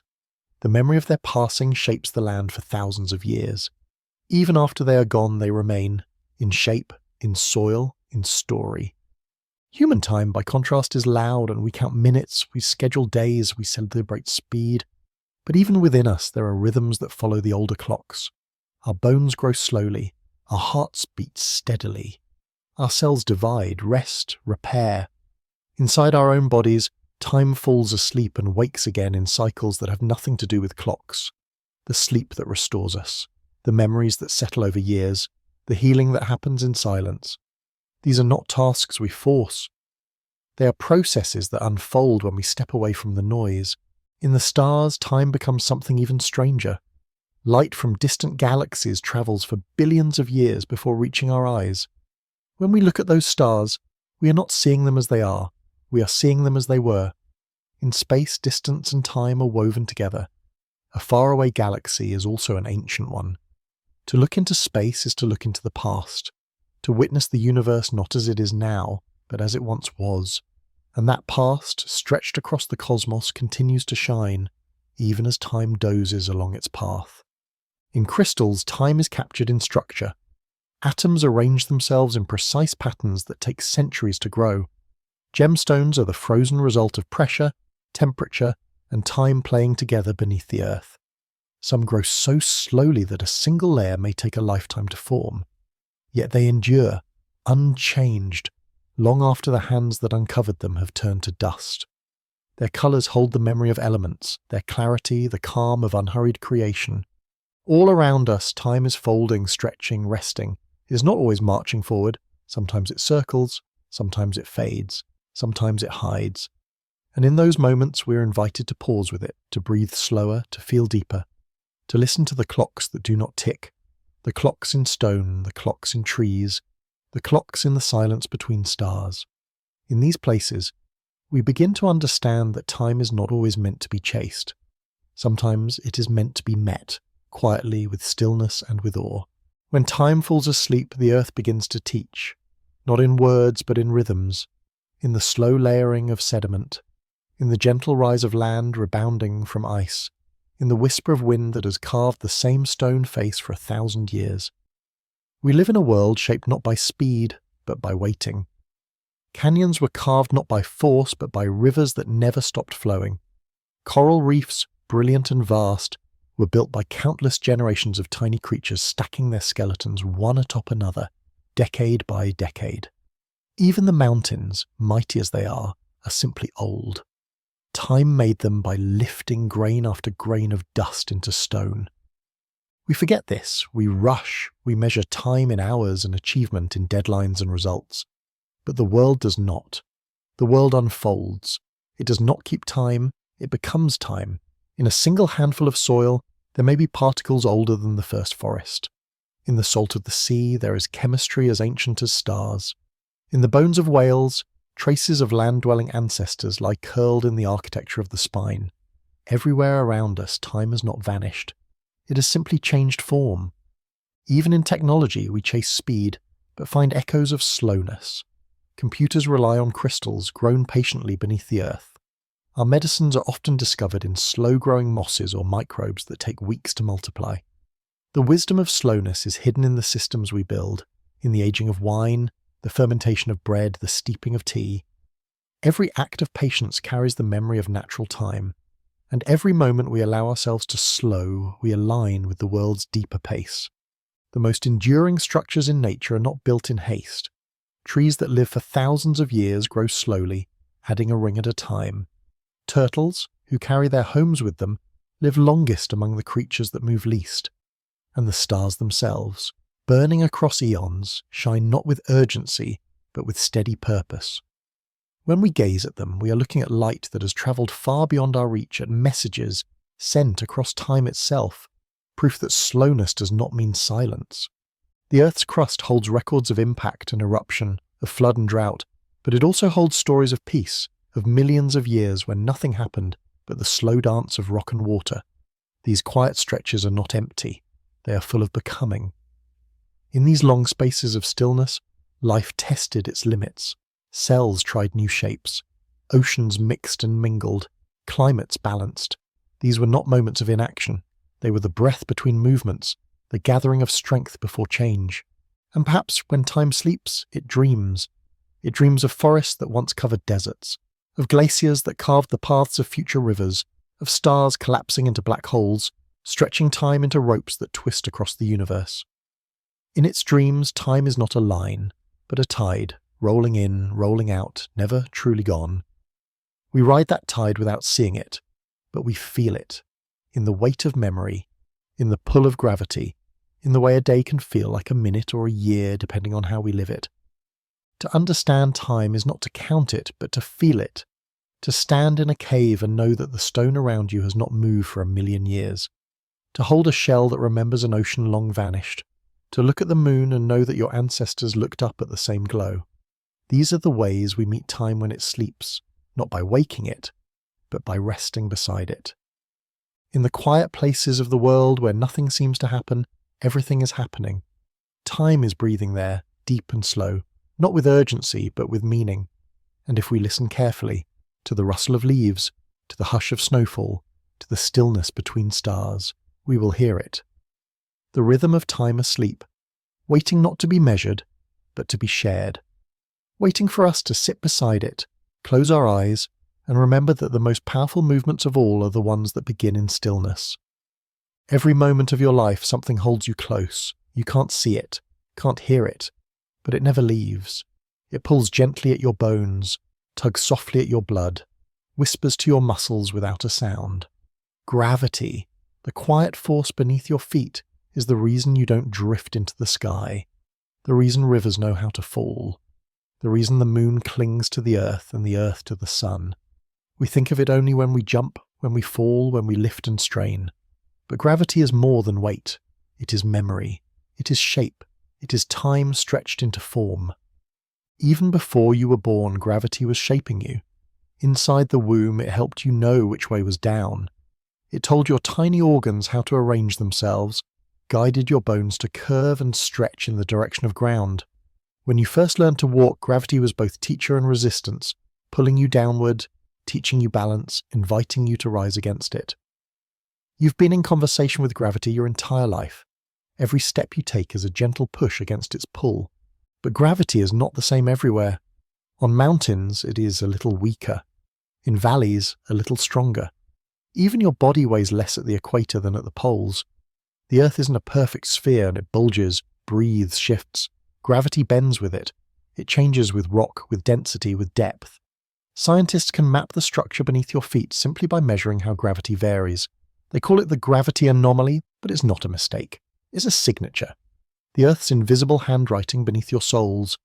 Beneath continents, gravity flows through stone like a soft song. It pulls tectonic plates together, drives them to collide or slide past one another. These movements over millions of years create mountains, valleys, and oceans. They also build pressure and sometimes release it suddenly, in earthquakes and eruptions. Even those violent events are gravity's work, reminding us that the planet is never truly still. The ground beneath you is in motion, because gravity is always guiding it from the inside out. In the oceans, gravity makes waves move, makes tides rise and fall not just from the moon's pull, but from the shape of the seafloor, from the weight of water itself. Ships tilt slightly as they pass over undersea ridges, not because they can see them, but because gravity can feel them. Oceanographers use satellites to measure these shifts. They learn where mountains hide beneath the waves by watching how gravity dips and lifts the surface of the sea. Even the air you breathe obeys gravity. The atmosphere clings to the planet not because of magic, but because of pull. The oxygen you inhale stays near the ground because it is heavier than the thinner gases above. This quiet layering gives you breath, gives clouds their shape, gives rain its fall. Without gravity, wind would not blow, fire would not rise, water would not know which way to flow, the sky itself would scatter. But here it stays, curved gently over us, pressed softly by weight. The body too listens to gravity. Your spine grows against it. Your muscles strengthen in response to its constant tug. Astronauts, when they leave Earth's pull, lose muscle and bone quickly. Their bodies forget the resistance. Their hearts beat differently. Their fluids rise. In weightlessness, the body drifts, but also struggles. It was made for gravity. It was made for the ground. Even in space, astronauts sleep with straps, not to stay still, but to simulate the embrace of Earth's pull. Without it, rest becomes harder. The body loses its rhythm. Gravity is not only down, it is in. It holds the planet together, holds the moon in orbit, keeps your coffee in its cup, keeps your feet in their shoes, but it also binds time to matter. In strong gravity, time moves more slowly. At the edge of a black hole, it nearly stops. On Earth, the difference is small. A clock on a mountaintop ticks faster than one at sea level. But the difference is real. You're aging more slowly in valleys than you would in the clouds. The weight of gravity presses even on time. So next time you walk, feel it. The soft pull beneath each step, the pressure in your legs, the fall of your heel. These are not burdens. They are the Earth's way of saying, I'm here, I've got you.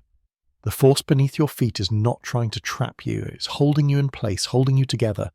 And through that gentle pull, you are part of everything else the Earth has ever carried. Gravity's pull is not just something you feel, it's something that shapes everything around you. Mountains rise until gravity tells them to stop. Buildings grow tall only so long as their foundations resist that steady downward tug. Rivers carve valleys, pulled ever lower, winding their way through rock because gravity is patient and relentless. Even the shapes of animals reflect its influence, from the thickness of a bear's legs to the wingspan of birds that must lift themselves away from the ground. Gravity doesn't shout, but everything listens to it. Plants listen especially closely. A seed nestled in the soil sends roots downward and stems upward, not by guessing but by feeling. This response, called gravitropism, lets a tree know which way is sky and which way is stone. Even in darkness, without wind or sun, a plant knows the direction of gravity and grows accordingly. Its roots anchor, its stem stretches, and it becomes an expression of Earth's pull in living form. The tallest trees, redwoods, sequoias, ancient pines, rise with great strength not in spite of gravity but in balance with it. Gravity also helps the Earth stay whole, the body stay strong, the mountains stay steady, and the valleys stay high. Gravity is the The molten core at the planet's center stays round and hot because gravity compresses it. That pressure creates heat. That heat fuels convection, and convection drives the magnetic field, a shield of invisible force that wraps the planet in protection from solar wind and cosmic radiation. Without gravity holding it all together, that shield would vanish, and our atmosphere would be swept away like a veil in space. The air we breathe exists because gravity holds both gas and fire at the heart of the Earth. Even rain is gravity's work. Water vapor rises into the air as mist and cloud carried by heat, but gravity calls it back. Droplets form, heavy with promise, and fall when they can no longer be held aloft. Snowflakes spiral through air, tracing delicate paths back to Earth. Hail tumbles down in frozen bursts. Every shape of precipitation, every drop, flake, and pearl is a conversation between air and gravity. Without gravity, clouds would hover forever, and rain would never fall. In the human body, gravity is written in posture. Your spine curves to balance it. Your inner ear contains crystals and fluid that help you sense gravity's direction. They tell you which way is up, whether you're falling, spinning, or still. If those tiny crystals shift even slightly, your sense of balance falters. The world spins. You feel dizzy. That small internal compass, shaped by gravity, keeps you upright. It tells your brain where you are in space, even with your eyes closed. Time, too, bends to gravity's weight. High above Earth, satellites must adjust for this effect. A GPS signal, if not corrected, would drift several kilometers each day because time runs just a little faster up there, farther from the planet's pull. Einstein showed us this. He called it gravitational time dilation. It means gravity doesn't just hold things in place. It slows the ticking of every clock. A second on the surface is not quite the same as a second in orbit. Though we can't feel the difference, machines do. And without correction, our technology, the maps, the phones, the systems, would lose their place. On the moon, where gravity is only a sixth of Earth's, astronauts moved like dancers in a slow dream. Their steps were light, their movements soft and bouncing. They floated more than walked. Tools had to be redesigned. Gestures became exaggerated. Even speech sounded different in the rhythm of that motion. Every action was shaped by the new relationship with gravity. Lighter, gentler, but stranger too. It showed us just how much our bodies and minds are tuned to Earth's specific pull. In deep space, where gravity stretches between stars, it becomes the architect of galaxies. Gas clouds swirl into spirals. Suns ignite from compression. Planets are born from clumps drawn together by invisible threads. Without gravity, there would be no stars, no systems, no orbits. Everything would drift, separate, silent. But gravity gathers, it organizes, it gives structure to emptiness. Back on Earth, the smallest motions, a falling leaf, a teardrop sliding down a cheek, a pebble skipping across a pond, all move in harmony with gravity's steady pull. We are so used to it that we stop noticing. But if it vanished even for a moment, everything would change, the oceans would lift, the air would escape, trees would shudder free from their roots, and we, the creatures shaped by weight, would float helplessly into the sky. But gravity has never let go. It is the one constant, quiet, unchanging, always present. It does not demand attention. It does not rush. It holds the world with the softness of certainty, and in that gentle certainty life has found its place, to grow, to fall, to rise again. Gravity never stops working, even when we sleep. As you lie still, it keeps your bones grounded, your breath flowing, your heart working against its pull to send blood upward to your brain. Your body, shaped over millions of years, is not just adapted to gravity, it is in quiet partnership with it. Your legs carry your weight not because they resist gravity, but because they've learned to work with it. Your spine curves just enough to hold your head above your shoulders. Your feet spread and balance every step, each one a conversation between your muscles and the invisible hand holding you down. In ancient architecture, the builders understood gravity not with formulas, but with intuition. The arches of cathedrals, the foundations of pyramids, the stones of Roman roads, all were placed with the knowledge that weight must travel downward. That every structure must listen to gravity's rules. A misplaced stone could bring the entire system down. Yet when done right, the force of gravity becomes the strength of the design. In domes and towers and bridges, We see the beauty of cooperation with a force that never sleeps. Gravity also gives rise to tension, a constant quiet tug in every object, a readiness to fall. Water clings to glass, rocks grip hillsides. A tree holds every branch aloft in constant negotiation with weight. And when something lets go, a rock slide, a leaf in autumn, a droplet rolling off a petal, it's gravity finishing the sentence that nature began. There is elegance in this. Not control, not stillness, but release. Gravity is not only a downward pull, it is a reminder that everything eventually returns to Earth. On a cosmic scale, gravity is both keeper and key. It keeps planets in orbit, holding them in long loops of rhythm and return. It binds moons to their parents, comets to their long, arcing paths. It holds entire galaxies in shape, pulling stars towards centers where mass and motion meet in swirling, brilliant silence. In places where gravity becomes extreme, in neutron stars, in black holes, it does not just shape matter, but space itself. It bends light. It stretches time. It forms places where the rules we know begin to break and mystery begins. Even in dreams, gravity leaves its trace. You may have floated in sleep or fallen suddenly into darkness. The sensation of weightlessness or falling is one of the most ancient signals of danger in the brain, a reminder from our ancestors that to fall could mean harm, but to float too can feel like freedom. Gravity gives contrast. It tells you where you are. It tells you that you belong here, on this ground, in this body, in this moment. Without gravity, there would be no horizon. No way to know which direction is up or down, no sense of place, no sound because air would scatter. No oceans, no moon, no memory of falling snow, no sunrise curving over the edge of the earth. We would not orbit, we would not return, everything would scatter, everything would be alone, but gravity holds it together, gently, always. It holds the earth in a quiet embrace, it holds your feet to the floor, it holds your breath within your chest. It binds the oceans to the shore, the clouds to the sky, the rivers to their path. It is not loud and it does not change, but it is always with you. You never outgrow it. You never leave its care. And so the next time you drop something, watch how it falls. Not as a failure, but as a story, a return, a reunion between object and earth. And the next time you walk, feel the ground. Not just as surface, but as home. The gravity beneath your feet is more than a force. It is a promise. One that says you are here, you are held, and you are part of everything that ever was, gently pulled together by the same quiet thread that has always moved the stars. We think of silence as the absence of sound, as a blank space, as something empty. But true silence, absolute, perfect, endless, almost never exists. Even in the quietest places, there is always some small vibration, some low hum, some trembling of air or ground or thought.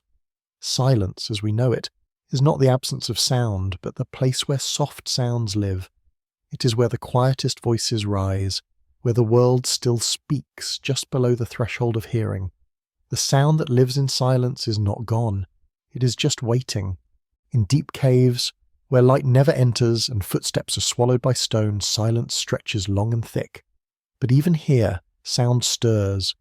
The drip of water echoing from above, the gentle crack of a rock expanding from the pressure of the earth, a bat's wings brushing air in perfect rhythm. These sounds are not loud, they are slow, patient, spread across long seconds like threads of time. In such silence, even your breath becomes thunder. Your heartbeat is a drum. You begin to realize that you are never truly separate from sound. You carry it within you. The ocean, too, is a place of deep silence. At the bottom of the sea, where the pressure is immense and the light is gone, there are no shouts, no roars, but the water itself speaks.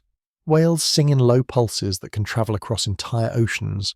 Fish click and chirp in bursts of communication. Even coral reefs crackle faintly, the sound of shrimp snapping, of bubbles rising, of life humming beneath the surface. To human ears, much of this is hidden. But with the right ears, with the right listening, the sea is full of voice. In the vacuum of space, there is no air to carry sound, no medium to vibrate, no wind to move, and yet even here silence is not complete. Particles bump in radiation, magnetic fields shift, light pulses from distant stars, planets hum though no one hears them.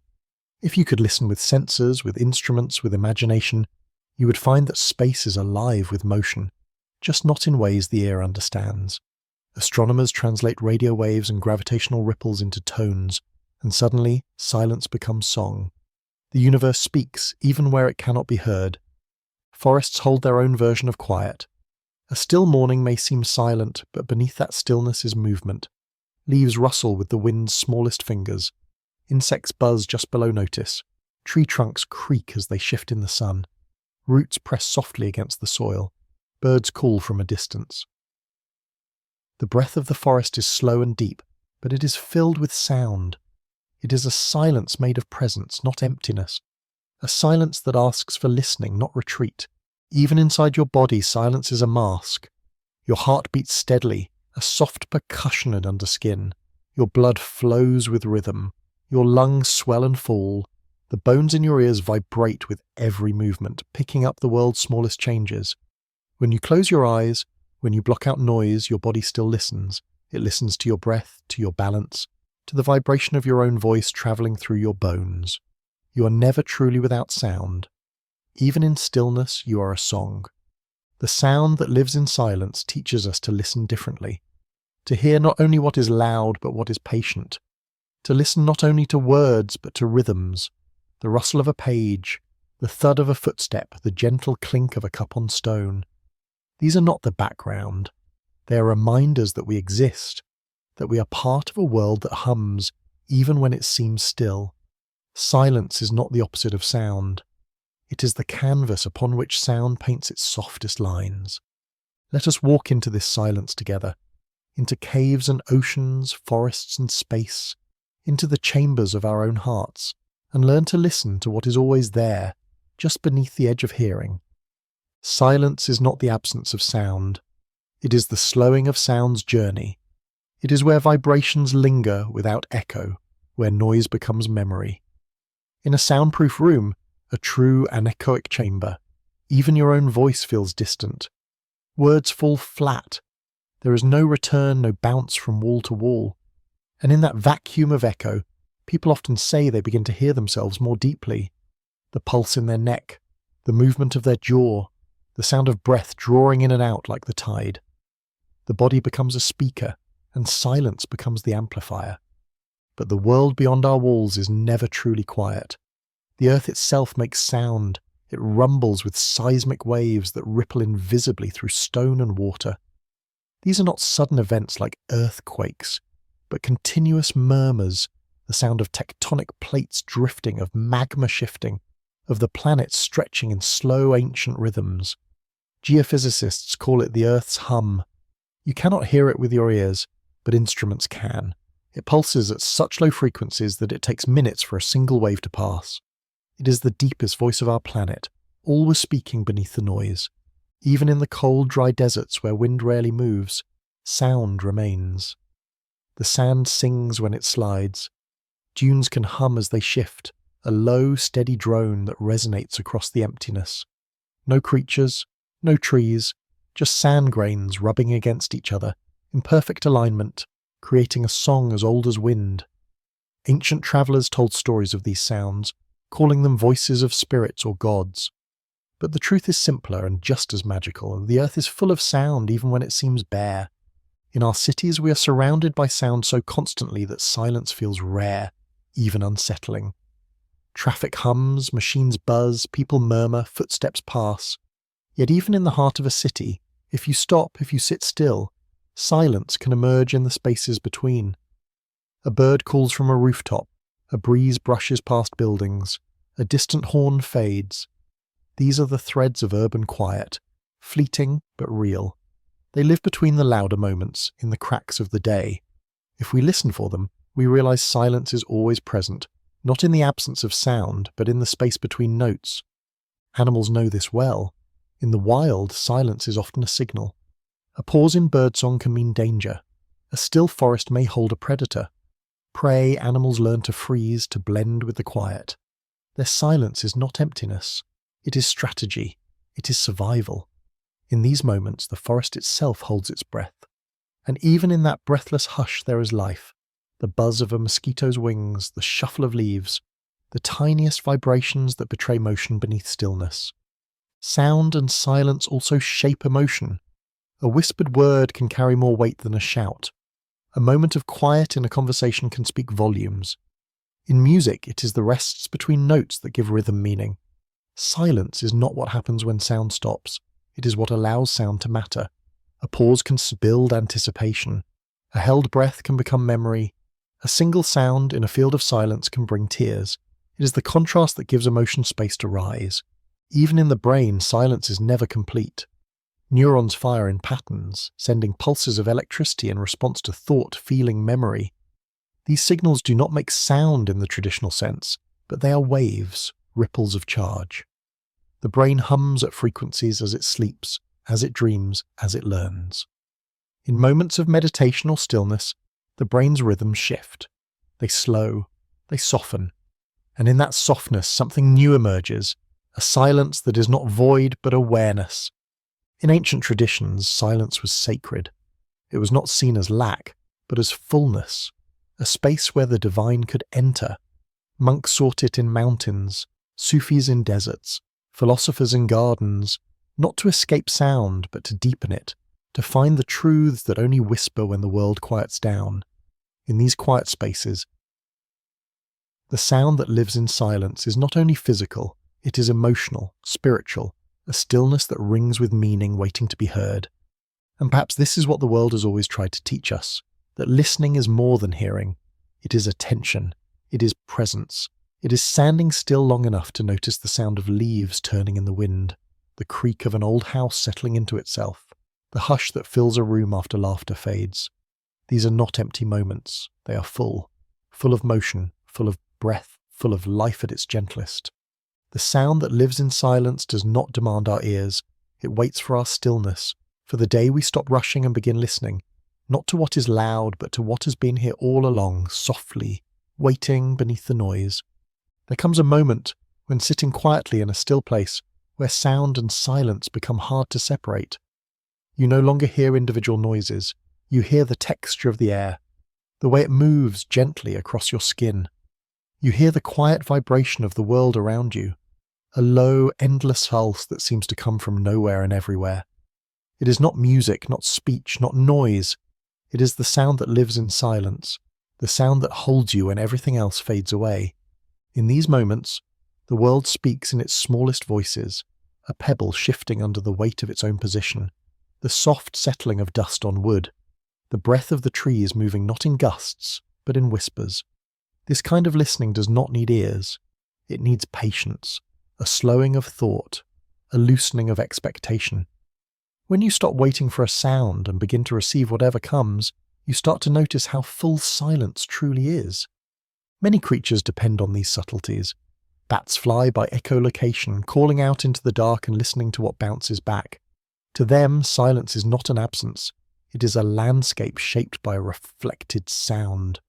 Moths hear at frequencies far above what we perceive.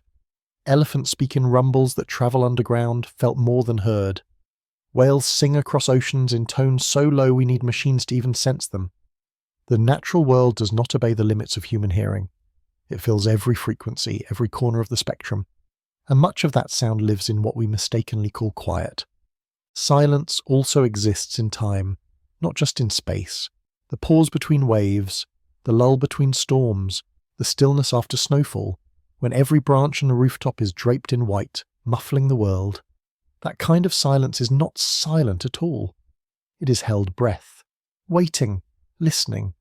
Even the snow makes its own sound, a soft crunch underfoot, a crystal crackle as it shifts, a subtle sigh as it settles deeper. Snow is a soft song sung by gravity and air. In technology, we've learned to measure what we can't hear. Seismographs pick up vibrations from footsteps miles away.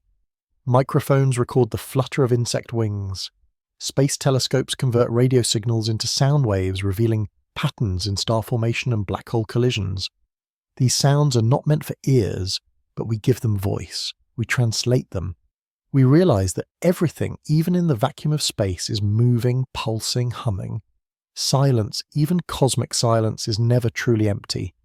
In the deepest parts of the ocean, silence is a form of pressure. It presses in on all sides. There are no birds, no wind, no surface sounds. And yet there are clicks and pulses from strange creatures, rumbles from shifting tectonic plates, the pings of submarines and lost machines. The ocean holds these sounds like secrets, low, long, layered. A language with no translation, but undeniable rhythm. It reminds us that silence is not an absence. It is a container. In the human world, we often seek silence to rest, to think, to heal. Hospitals soften their rooms with quiet. Libraries ask for whispers. Sacred spaces are built with stone that carries sound gently, so that every voice feels held. In grief, we sit in silence. In awe, we fall quiet. In love, we pause to listen. Silence is not passive. It is a choice, a gift, a space where something greater than sound can speak. And perhaps the sound that lives in silence is not sound at all. Perhaps it is memory, or attention, or presence. It is the way the world feels when we truly stop. It is the tone of time stretching. It is the sensation of being part of something wide and gentle and old. In those moments, we are not just hearing, we are remembering that long before language and noise and machines, there was wind and water, stone and light. There was silence, and there was sound hidden inside it, shaping everything we know. The sound that lives in silence is always here, beneath the buzz of life, beneath the noise of need, beneath the voices that fill our days. It is the hum of earth itself, the slow breath of trees, the memory of oceans, the rhythm of stars, all of it waiting for you, not to find the silence, but to hear what's already living inside it.